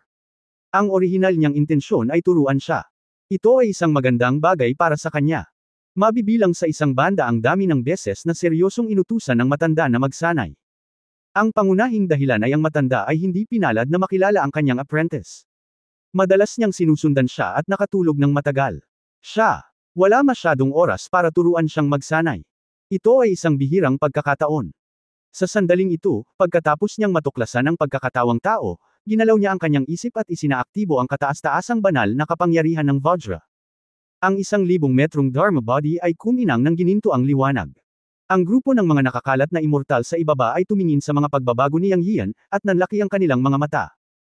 Alam ng lahat ang tungkol sa Dharma body, ngunit ayon sa common sense, ang Dharma body ay ilang metro lamang, at ilang dosenang talampakan pa ang limitasyon. Saan nila nakita ang malaking Dharma body ni Yang Yian na 1,000 metro?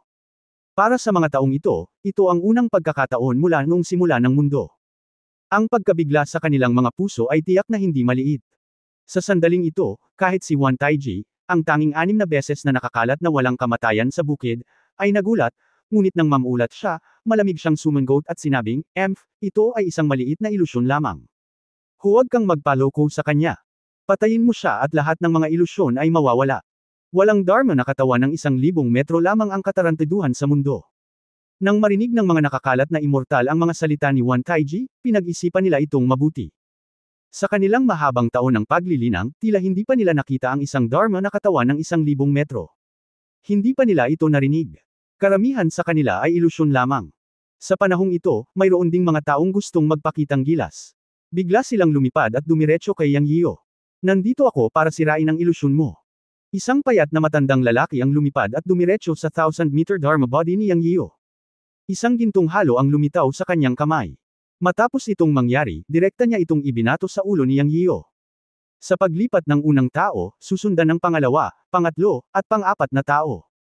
Dahil alam ng lahat na kung mahuli nila si Yang Yio, maaari silang magsalita sa harap ng Sanxian Patriarch, at ang pabor sa Patriarch ay magiging napakaganda ng buhay sa Sanxian Island. Kaagad, sunod-sunod na inatake ng mga Sanxian si Yang Yio. Siyempre, ang ilan sa kanila ay direktang pumunta kina Xiao Fengwang, Mei Jia, at Chanho. Sa nakaraang transmission ni Wanling Zhenren, nabanggit na mayroong isang maliit na batang babae na malamang na maging Divine Bird Phoenix. Ito ay napakatukso para kay Sanxian. Sa kanila, ang unang tao na lumipad patungong Xiao Fengwang ay si Wan Taiji. Siya ay isang marangal na Sanxian ng ika-6 na antas, at ang dahilan kung bakit siya lumabas sa 36 na bundok ay dahil nakatanggap siya ng mensahe mula kay Wanling Zhenren. Sina Wanling Zhenren at Wan Taiji ay parehong ipinanganak sa Wanling Holy Land. Sa pagsasalita tungkol dito, si Wanling Zhenren ay pamangkin ni Wan Taiji, kaya pagkatapos magpadala si Wanling Zhenren ng distress message, dumating si Wan Taiji sa lalong madaling panahon. Dalawang layunin, ang una ay makuhang buhay si Yang Yiyo at ibigay siya sa Patriarch. Ang pangalawa ay pumunta at i-verify kung ang maliit na batang babae sa tabi ni Yang Yiyo ay ang Divine Bird Phoenix.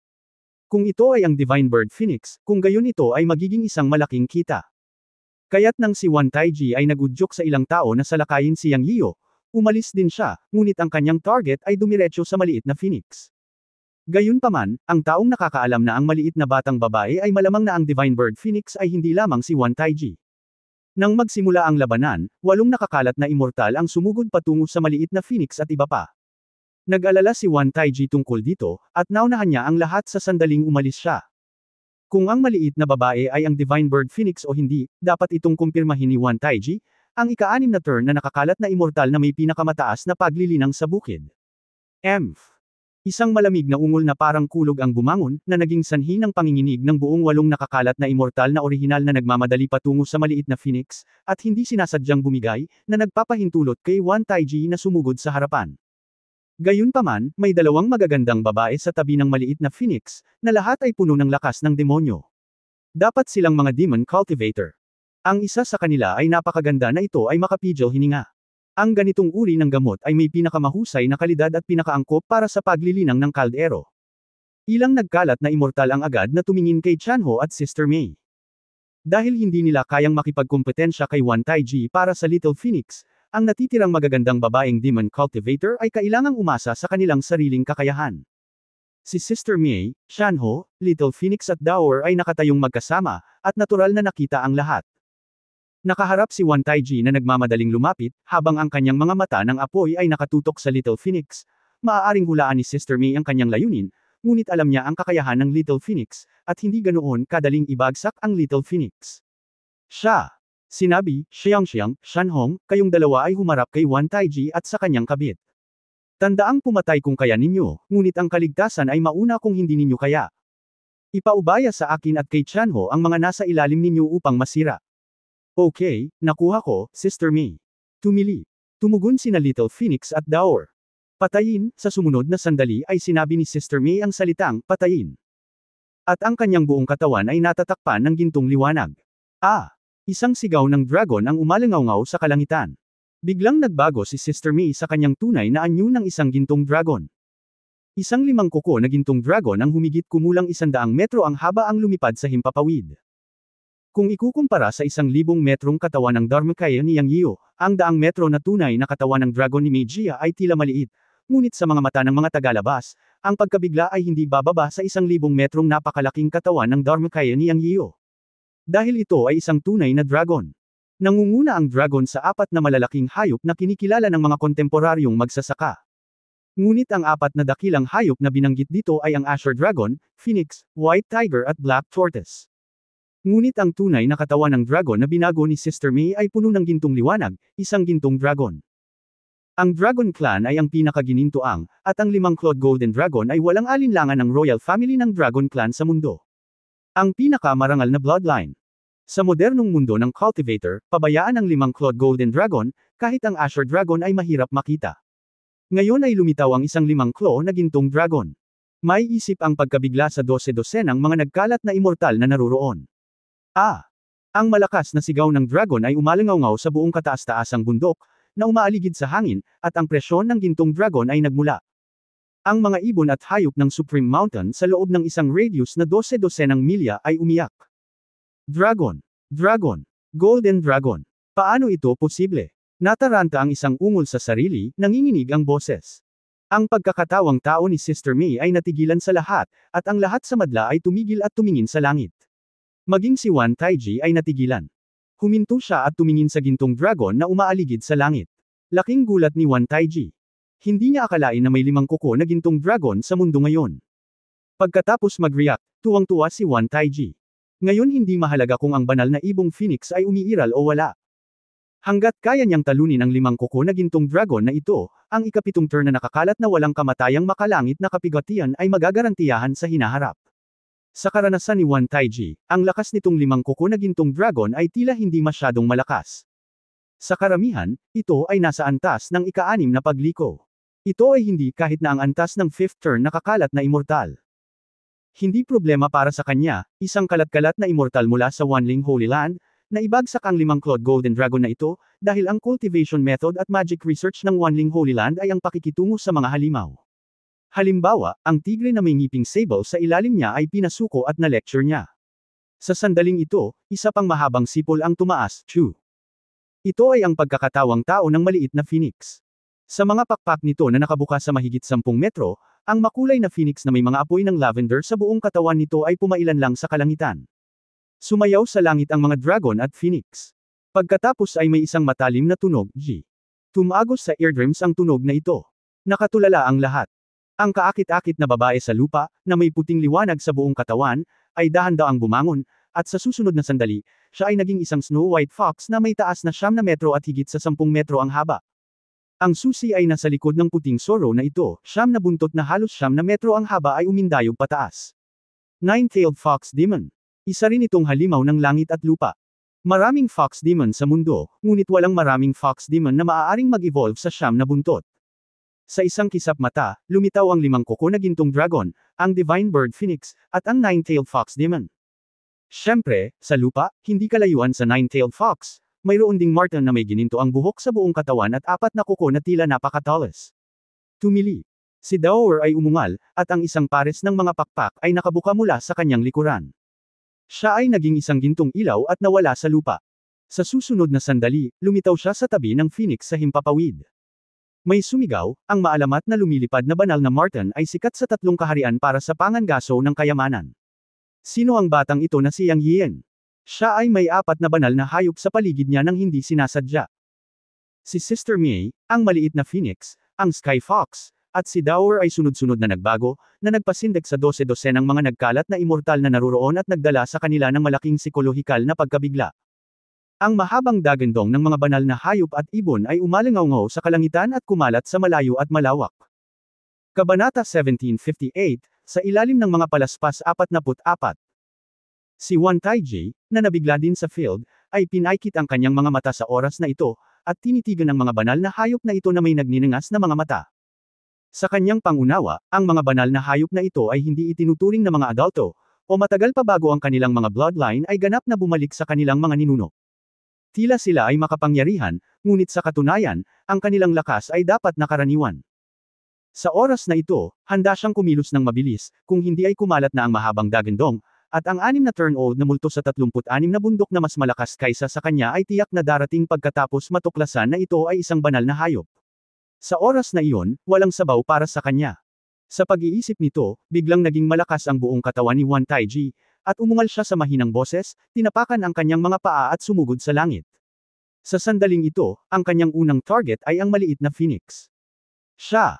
Naisip niya sa kanyang puso na kailangan niyang ibaba ang isang banal na hayop bago dumating ang mga Panginoon ng 36 na bundok, kung hindi ay hindi siya makakainom ng sopas. Alam ni Wan Taiji na siya, isang 6-turn scattered immortal, ay isang master sa mata ng 5-turn scattered immortal na ito, ngunit sa 36 na bundok, siya ay wala talaga.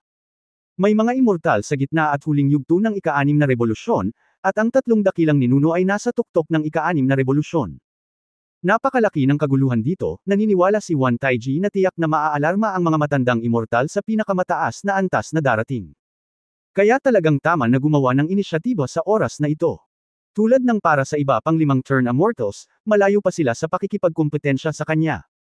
Mas mainam kung ang lahat ng mga hayop at ibon na may ulo ng makina ay masusupol. Ganyan nagmumula ang kasakiman sa mga tao. Tinitigan ni Wan Taiji ang maliit na phoenix, at iniisip pa rin ang tungkol sa gintong dragon, ang nine-tailed fox, at Daoer.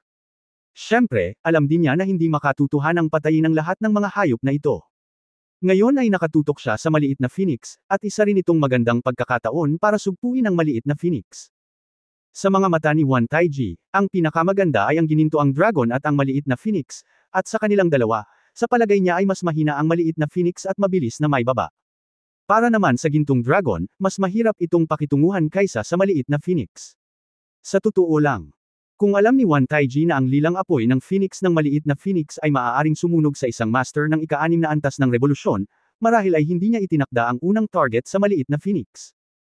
Sa isang iglap, lumipad si Wan Taiji. Ang kanyang mga kamay ay kumikinang ng maliwanag, at ang kanyang tila tuyong mga kamay ay naging pula sa oras na ito. Siya ay bumigkas ng hindi malinaw na mga tala, tulad ng isang uri ng sinaunang sumpa. Sa kanya, ang mga lumang mata ay naging dark green din. Sa isang iglap, nasa langit na siya, mahigit 20 metro ang layo mula sa maliit na phoenix. Sa isang dagandong, hinawakan niya ng dalawang kamay ang maliit na phoenix.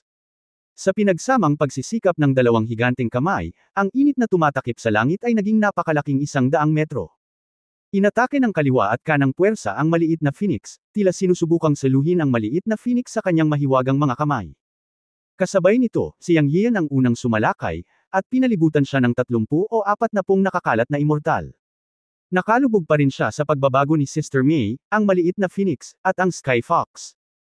Sa oras na ito, pinaandar ni Yang Yian ang Supreme Vajra, naramdaman ang kapangyarihan ng batas, at ginabayan ito patungo sa isang pares ng malalaking kamay.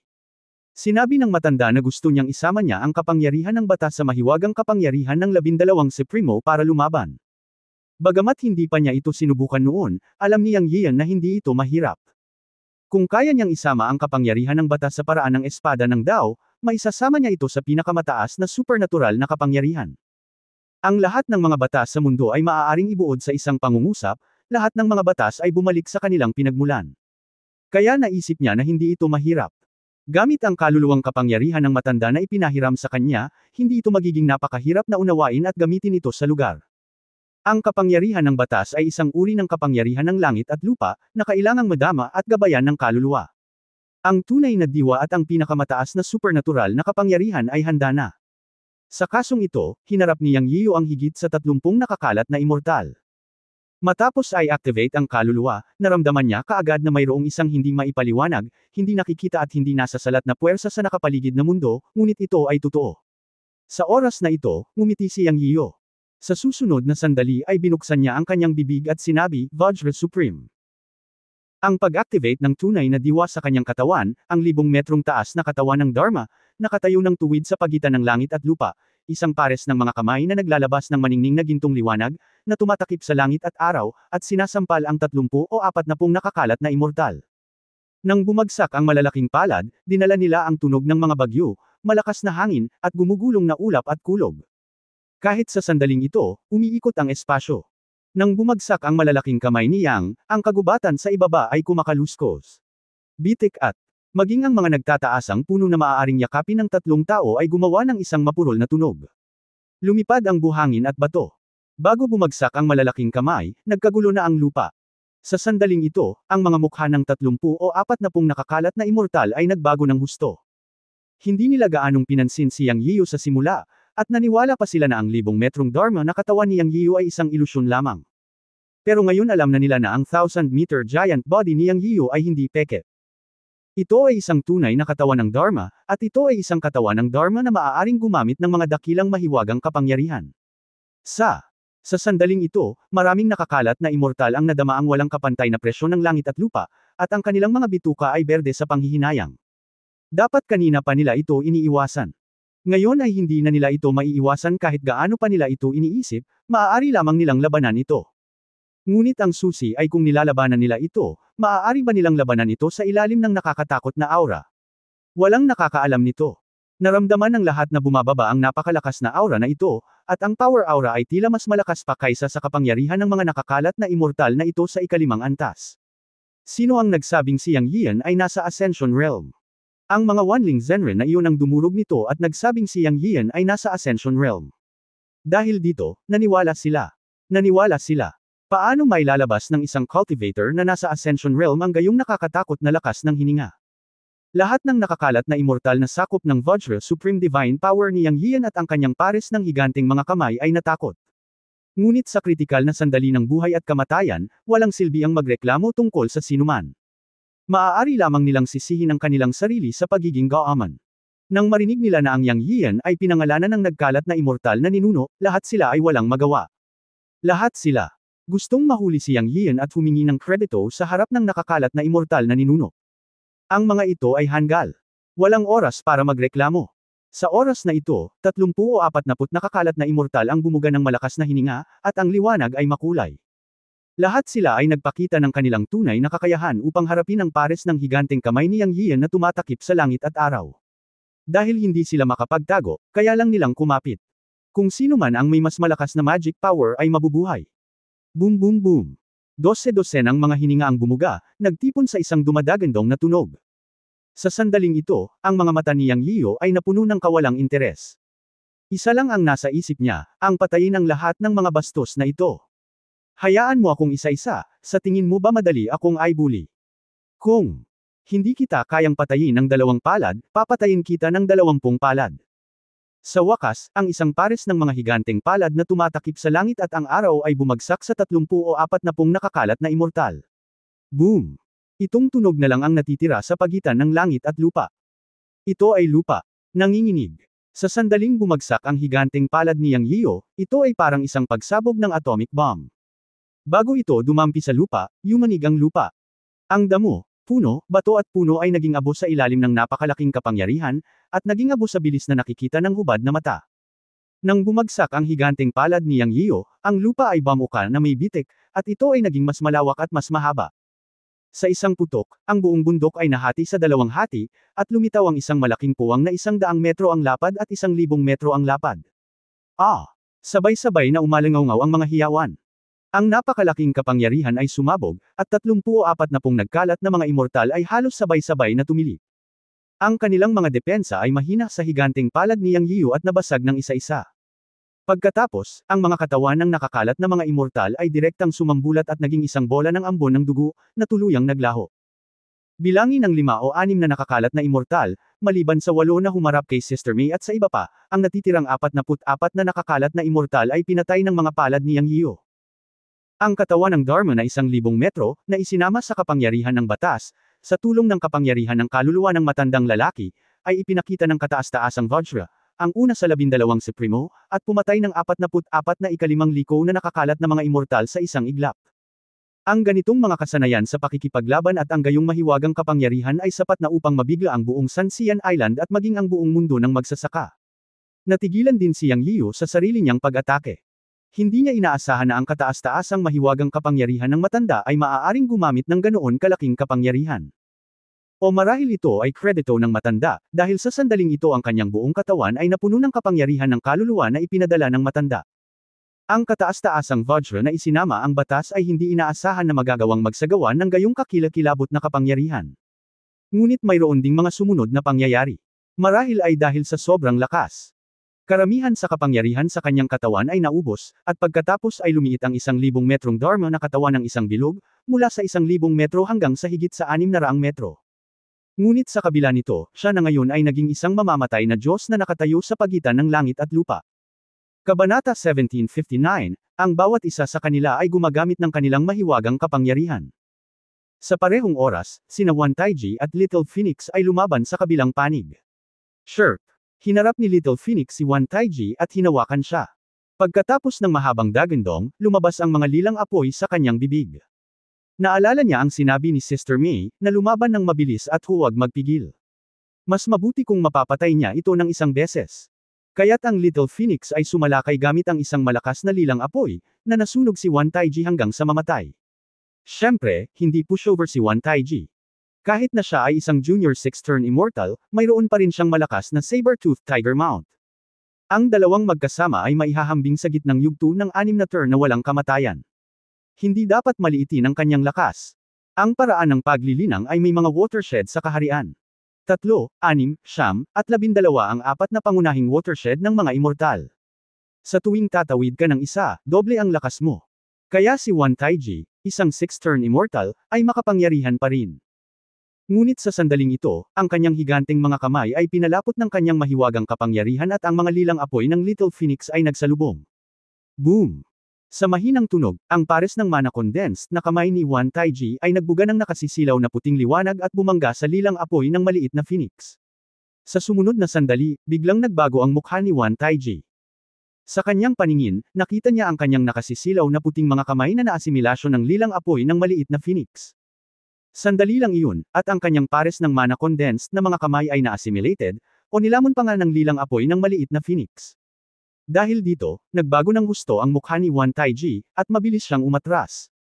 Dahil ang lilang apoy ng maliit na phoenix ay patuloy na umaatake sa kanya. Kitang-kita niya na kapag hindi niya ito pinansin, siguradong sasaktan siya ng lilang apoy ng munting phoenix. Gayunpaman, sa oras na ito, naramdaman ni Wan Taiji na biglang nagdilim ang kalangitan, at pagkatapos ay nakaramdam siya ng malakas na presyon, na nagmamadali sa buong Supreme Mountain. Sa kanyang peripheral vision, nakita na lamang ni Wan Taiji si Yang Yiyo na hinahampas ang kanyang mga kamay na tumatakip sa kalangitan at araw, at wala sa 44 na fifth turn na nakakalat na mga immortal ang naligtas. Isa-isang sumabog ang kanilang mga katawan, at parang mga damo at puno sa kabundukan, naging abo. Haze! Si Wan Taipeng ay sumipsip ng malamig na hangin. Hindi niya akalain na may makakapatay ng 44 na nakakalat na immortal sa ikalimang pagkakataon gamit ang dalawang palad. Ito ay masyadong kakilakilabot. Napakalaking galaw at napakalaking mahiwagang kapangyarihan, natatakot ako na ang mga nakakalat na immortal na ninunulang ang makakagawa nito. Sa pagtingin sa malaking puwang sa lupa, isang lamig ang bumangon mula sa gulugad ni Wan Taipeng. Sa oras na ito, isa lang ang nasa isip ni Wan Taipeng.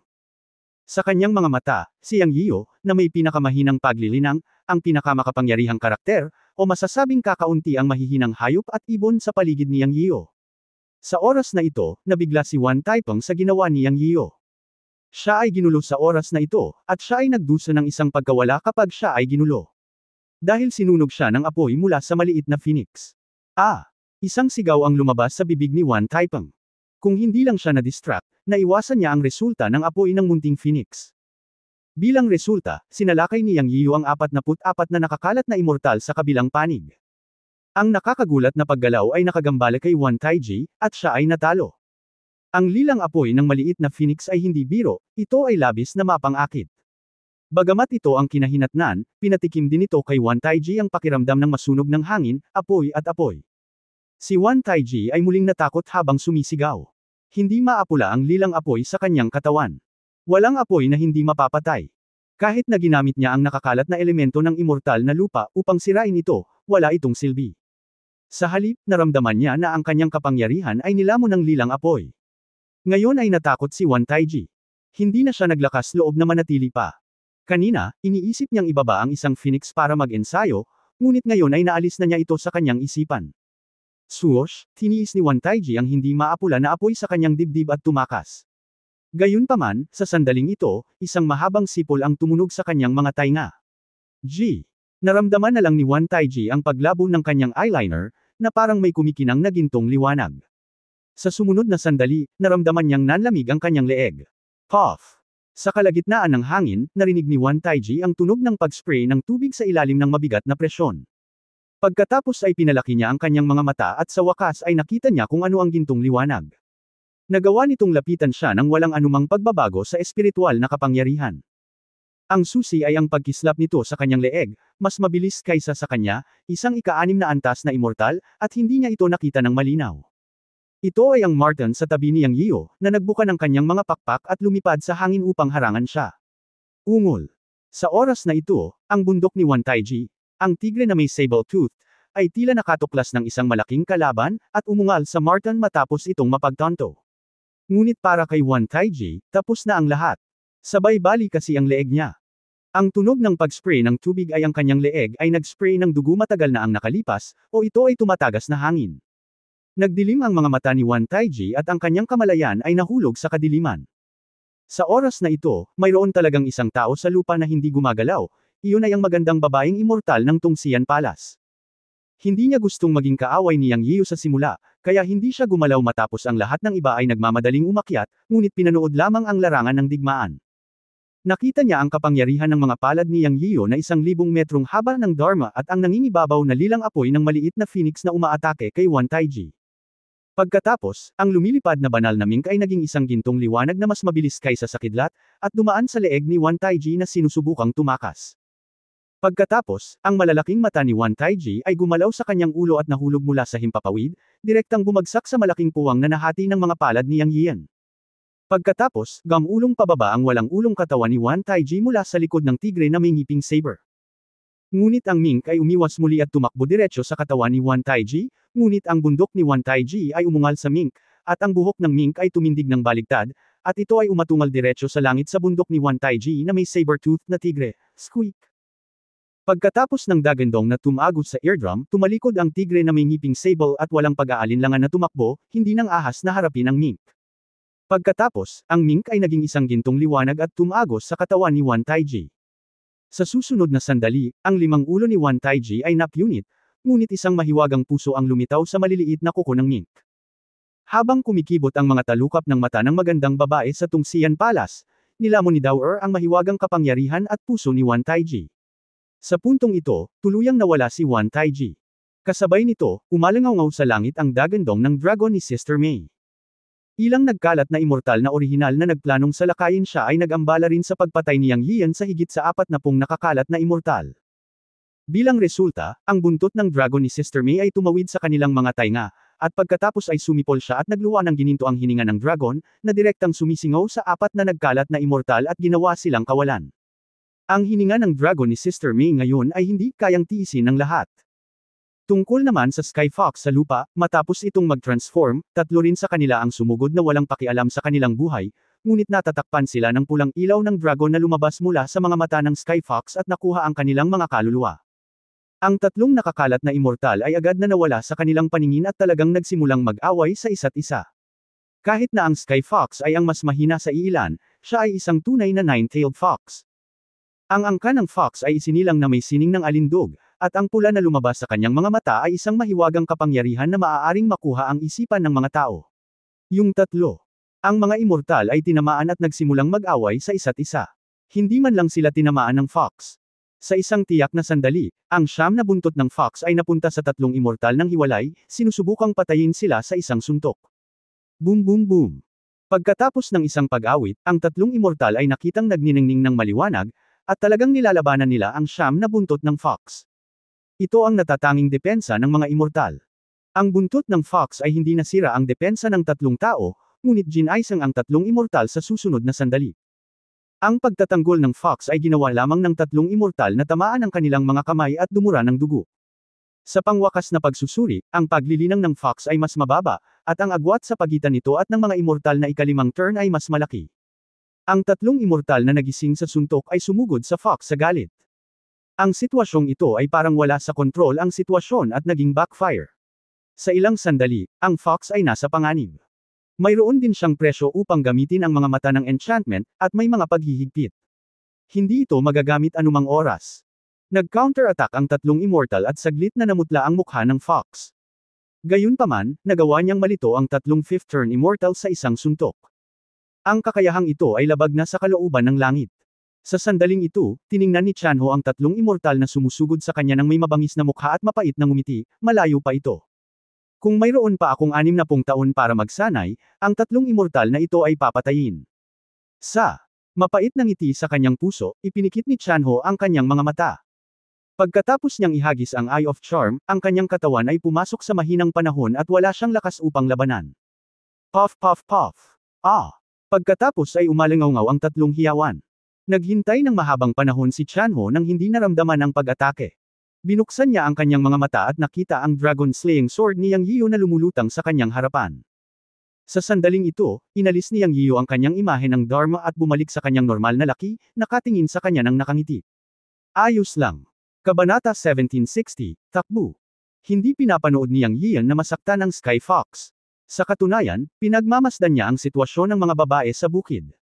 Pagkatapos ng isang malaking labanan, labis na nasiyahan si Yang Yiyan. Kung ikukumpara sa daan-daang taon na ang nakalilipas, ang lakas ng lahat ay nagbago ng husay. Ang hininga ng dragon ni Sister May ay halos sapat na ngayon upang pumatay ng isang ikalimang turn na immortal, at ang lilang apoy ng maliit na phoenix ay maaari na ngayong direktang nagbabanta sa isang maagang ika-6 na pagliko na immortal. Napakalakas nito. Not to mention Dower, parang multo ang mga galaw niya. Naramdaman ni Yang Yiyan na masisira ng matatalas na kuko ni Dower ang depensa ng sinumang master. Hindi rin masama ang Sky Fox. Matapos makita ang kanyang mga mata na sumabog sa pulang ilaw, ang 3 immortal ay nalito. Bagamat nabigo siya na patayin ang 3 immortal sa huli, isang mahusay na kasanayan ang gawin ng 3 immortal na mawala ang kanilang katahimikan. Naisip ni Yang Yiyan na dapat ito ang kakaibang alindog ng Fox Clan. Ang Sky Fox ay maaari na ngayong malito ang isang ikalimang turn na immortal. Kung hihintayin niya ang kanyang cultivation na pumunta pa, hindi sapat para sa kanya ang 3 5th turn na mortals. Kahit nasa kasalukuyang sitwasyon, hanggat may katulong sa tabi ng Tianho, maaaring gamitin ni Tianho ang alindog upang lituhin ang kaaway, at ang isa ay maaaring pumatay sa kalaban. Siya ay simpleng walang talo. Nang makitang si Tianho ay muntik ng atakihin ng tatlong immortal ngayon, natural na hindi siya hahayaang masaktan ni Yang Yiyo. Ikinalat niya ang kanyang katawan ng Dharma, at pinatay ang tatlong immortal ng sabay-sabay, at nagpakita sa harap ng Tianho. Kailan? Nakita ni Tianho si Yang Yiyo na lumitaw sa kanyang harapan, kumislap ang isang kinang sa kanyang mga mata, at sinabi niya, "Salamat." Talagang natakot siya at pinagpawisan siya ng malamig. Ngumisi si Yang Yiyo, "Bakit ang galang mo? Casual lang ang ginawa ko." Ang pangunahing dahilan ay ginawa mong distracted ang tatlong immortal, kung hindi ganoon kadaling patayin sila. Kung tutuusin, makapangyarihan ka, at hindi ito maitatanggi. Matapos makapagpahinga si Tianho, ang kanyang buong katawan ay kumislap ng puting liwanag at naging anyo ng tao na may ngiti sa kanyang mukha, ngunit sa sandaling ito ang kanyang noo ay natatakpan ng pawis at ang kanyang mukha ay mukhang napakaputla. Umupo ka muna at magpagaling. Alam ni Yang Yiyan na si Tianho ay nakakulam ng tatlong immortal noon, at tiyak na gumamit ng ilang lihim na paraan. Kadalasan, mas lihim ang pamamaraan, mas malaki ang gastos. Ganun din siya. Bagamat kakapatay lang niya ng mahigit 40 immortal sa isang iglap, bahagi ng tulong ay nagmula sa espiritual na kapangyarihan ng matanda, ngunit nakaramdam din siya ng panghihina. Kung mas malakas ang pagkilos ng pagpatay, mas natupok ito. Habang nagsasalita, binigyan niya si Tianho ng 2 Mother Tree na espiritual na peach, upang ito ay gumaling at gumaling. Well, hindi nagsalita si Tianho ng kahit anong magalang kay Yang Yiyan, kinuha ang 2 spiritual peach at nagsimulang gumaling. Sa sandaling ito, lumapit si Sister May at sinabing, "Yanzi, ano ang gagawin natin sa babaeng iyon?" Nilingan ni Yang Yiyan ang kanyang ulo at nakita ang magandang babae sa tungsian pala sa di kalayuan ay napapaligiran nina Xiao Fengwang at Daor, na nakatingin sa kanya ng may pag-iimbot. Kung ang babaeng ito ay hindi tumayo roon mula simula hanggang wakas at hindi kumilos, matagal na sana sina Xiao Fengwang at Daor. Tungkol naman sa magandang babae sa Tungsian Palace, alam ni Yang Yiyan na wala siyang masamang hangarin sa kanya mula pa noong una, at nagpadala pa siya ng voice message para paalalahanan siyang tumakas, kaya natural na hindi niya ito mapahiya. "Pumunta ka at tingnan mo." Hindi siya kaaway. Kinausap ni Yang Yiyan si Sister May at naglakad patungo sa magandang babae ng Tungsian Palace. "Shanhong, Xiang, umatras ka." Hindi siya kaaway. Hiniling ni Yang Yiyan sina Daor at Xiao Fengwang na i-relax ang kanilang paliwanag sa magandang babae ng Tungsian Palace. Miao Xuan. Tumingin at nakinig kay Yang Yiyan na naglalakad patungo sa kanya sa sandaling ito. Napakakomplikado ng mga mata niya. Siyempre, ang kanyang pagiging komplikado ay higit pa tungkol sa lakas ni Yang Yiyan. Dati, pinaalalahanan niya si Yang Yiyan na tumakas. Nais din niyang tulungan si Yang Yiyan. Sino ang nakakaalam na pinatay ni Yang Yiyan at ng kanyang mga kasamahan ng lahat ng nakakalat na immortal sa isang kisap mata, at nagkaroon ng ika-6 na pagliko sa kanila. Ang ganitong lakas at paraan ay nabigla kay Miao Xuan na hindi na masasabi ngayon. Kasabay nito, natuwa rin si Miao Xuan na hindi siya kumilos ngayon. Ang mas maswerte ay sina Yang Yiyan at ang pamangkin nitong Xian Palace na si Zixia ay senior at junior sisters. Isinasaalang-alang niya si Zixia at hindi kumilos laban kay Yang Yiyan, at gusto pa niya itong tulungan. Ngunit ngayon ay tila kalabisan na ang dati niyang pag-aalala. Ang lakas ni Yang Yiyan ay lampas sa imahinasyon. Kung sinundan niya ang iba pang mga immortal upang salakayin si Yang Yiyan sa simula pa lang, namatay na siya ngayon. Ngunit kasabay nito, muling nag-alala si Miao Zuan, dahil alam niya na ang mga matataas na antas na immortal mula sa 36 na bundok ay tiyak na susunod na aaksyon. Masyadong malakas ang galaw ngayon, at tiyak na naalarma ang mga matandang multo na nagsasanay sa kabundukan. Posible pa nga na alam ng 3 immortal na ninuno na kumakatawan sa mga pangunahing banal na lugar kung ano ang nangyari. Kung ang mga high-level na immortal na iyon o ang 3 dakilang immortal na ninuno ay kumilos, si Yang Yiyan, gaano man siya kalakas, ay malamang na nasa problema ngayon. Ang kakayahang pumatay ng higit sa 45 immortal sa isang hininga ay hindi nangangahulugan na maaari mong patayin ang mga high-level na ika-6 na immortal. Ang pagkakaiba sa pagitan ng ika-5 pagliko at ika-6 na pagliko ay parang isang pagliko lamang, ngunit sa katunayan ang pagkakaiba sa lakas ay napakalaki. Bukod dito, maaaring patayin ni Yang Yiyan at ng kanyang mga kaibigan si Wan Taiji, na nasa maagang yugto ng ika-6 na pagliko, ngunit hindi ito nangangahulugan na maaari nilang patayin ang pang-6 na pagliko sa high-level o late stage na mga immortal. Sa oras na ito, si Miao Zuan ay nabigla sa lakas ni Yang Yiyan, at sa parehong oras, nag-aalala siya para sa kanya. Kakayanin ba niya ang susunod na mangyayari? Masyado niyang alam ang tungkol sa mga 6 na turn na immortal sa 36 na mga taluktok. Sa pagkakataong ito sa Supreme Mountain, tinusok ni Yang Yian ang kalangitan ng Immortal Island. Sa kabutihang palad, ang mga immortal na lumabas ay karaniwang mga immortal na pinamumunuan ng mga pangunahing banal na lugar. Ang mga nakakalat na immortal na iyon ay hindi pa lumalabas, kaya mayroon pa ring ilang mga immortal sa Supreme Mountain. Sa oras na ito, naisip ni Miao Zuan na dapat pasalamatan ni Yang Yian ang mga immortal ng mga sekta na pinamumunuan ng mga banal na lugar, at palaging walang pagkakasundo sa pagitan nila at ng mga immortal. Kung hindi, kung ang mga immortal na iyon ay sumali, si Yang Yian ay magiging kaaway ng mga immortal ng buong Immortal Island. Nang si Miao Zuan ay nag-iisip tungkol sa mga bagay na ito, si Yang Yian ay lumapit sa kanya at sinabing, pumunta ka, hindi kita ipapahiya. Salamat sa iyong paalala ngayon. Ako, si Yang Yian, ay gagawa ng pabor sa iyo. Nakinig si Miao Zuan sa mga salita ni Yang Yian at mapait na ngumiti. Natural na aalis siya at hindi na mananatili, pero sasabihin niya pa rin ang sinabi niya bago umalis, na naging paliwanag din sa pamangkin niyang si Zixia. Nang tumingin kay Yang Yian Miaoshuan, diretsyong sinabi, si Zixia mula sa Tungxian Palace ay dapat tumawag sa akin na tiyahin, ang pangalan ko ay Miaoshuan. Ito ang unang pangungusap. Inihayag kaagad ni Miao Zuan ang kanyang pagkakakilanlan. Ang ibig niyang sabihin ay may alam siya tungkol kay Yang Yian. Sinabi rin niya kay Yang Yian na si Miao Zuan ay maaaring ituring na iyong kaibigan at hindi ka sasaktan. Nang marinig ni Yang Yian na nagsalita si Miao Zuan, natigilan siya sandali. Sa oras na ito, sa wakas ay naunawaan na niya kung bakit ang magandang babaeng ito mula sa Tungxian Palace ay humiwalay sa kanya at walang anumang masamang hangarin sa kanya. Tita pala siya ng legendary junior sister na si Zixia. So, talagang gumanda ang relasyon. Sa palagay ko, alam ni Miao Zuan ang tungkol sa kanyang relasyon sa nakababatang kapatid na si Zixia nang magkaroon siya ng alitan sa mga tao mula sa ilang pangunahing banal na lugar sa mundo ng paglilinang, o si Miao Yin, ang kasalukuyang master ng Tungxian Palace sa mundo ng paglilinang, ang nagsabi sa kanya. Hindi ito nakakagulat. Ang Sanxian Island Sanxian ay palaging konektado sa mundo ng paglilinang. Hindi nakakagulat na malaman ni Miao Zuan ang tungkol sa kanya. Gayunpaman, naniniwala si Yang Yian na tiyak na hindi alam ni Miao Zuan na ang master niya at ang nakababatang kapatid na si Zixia ay si Yun Changxi, ang may-ari ng Supreme Mountain, kung hindi, malamang na hindi siya mag-aalala tungkol sa kanya. Dahil siya ay tiyahin ni Junior Sister Zixia, kailangan siyang seryosohin ni Yang Yiu at agad na yumuko at sinabing, pagbati, Senior Miaoshuan. Patawarin mo ako sa aking kabastusan noon. Mapait na ngumiti si Miaoshuan at inalalayan si Yang Yiu, at sinabing, bakit magalang ka pa rin sa oras na ito? Gusto kong tumulong ngayon, ngunit hindi ko magawa. Yanzi, makinig ka sa akin at umalis ka kaagad sa kataas-taasang bundok. Itinuturing kang mas malakas kaysa sa mga ordinaryong tao, ngunit ang mga tunay na Panginoon ng kataas-taasang bundok ay nasa 36 na taluktok.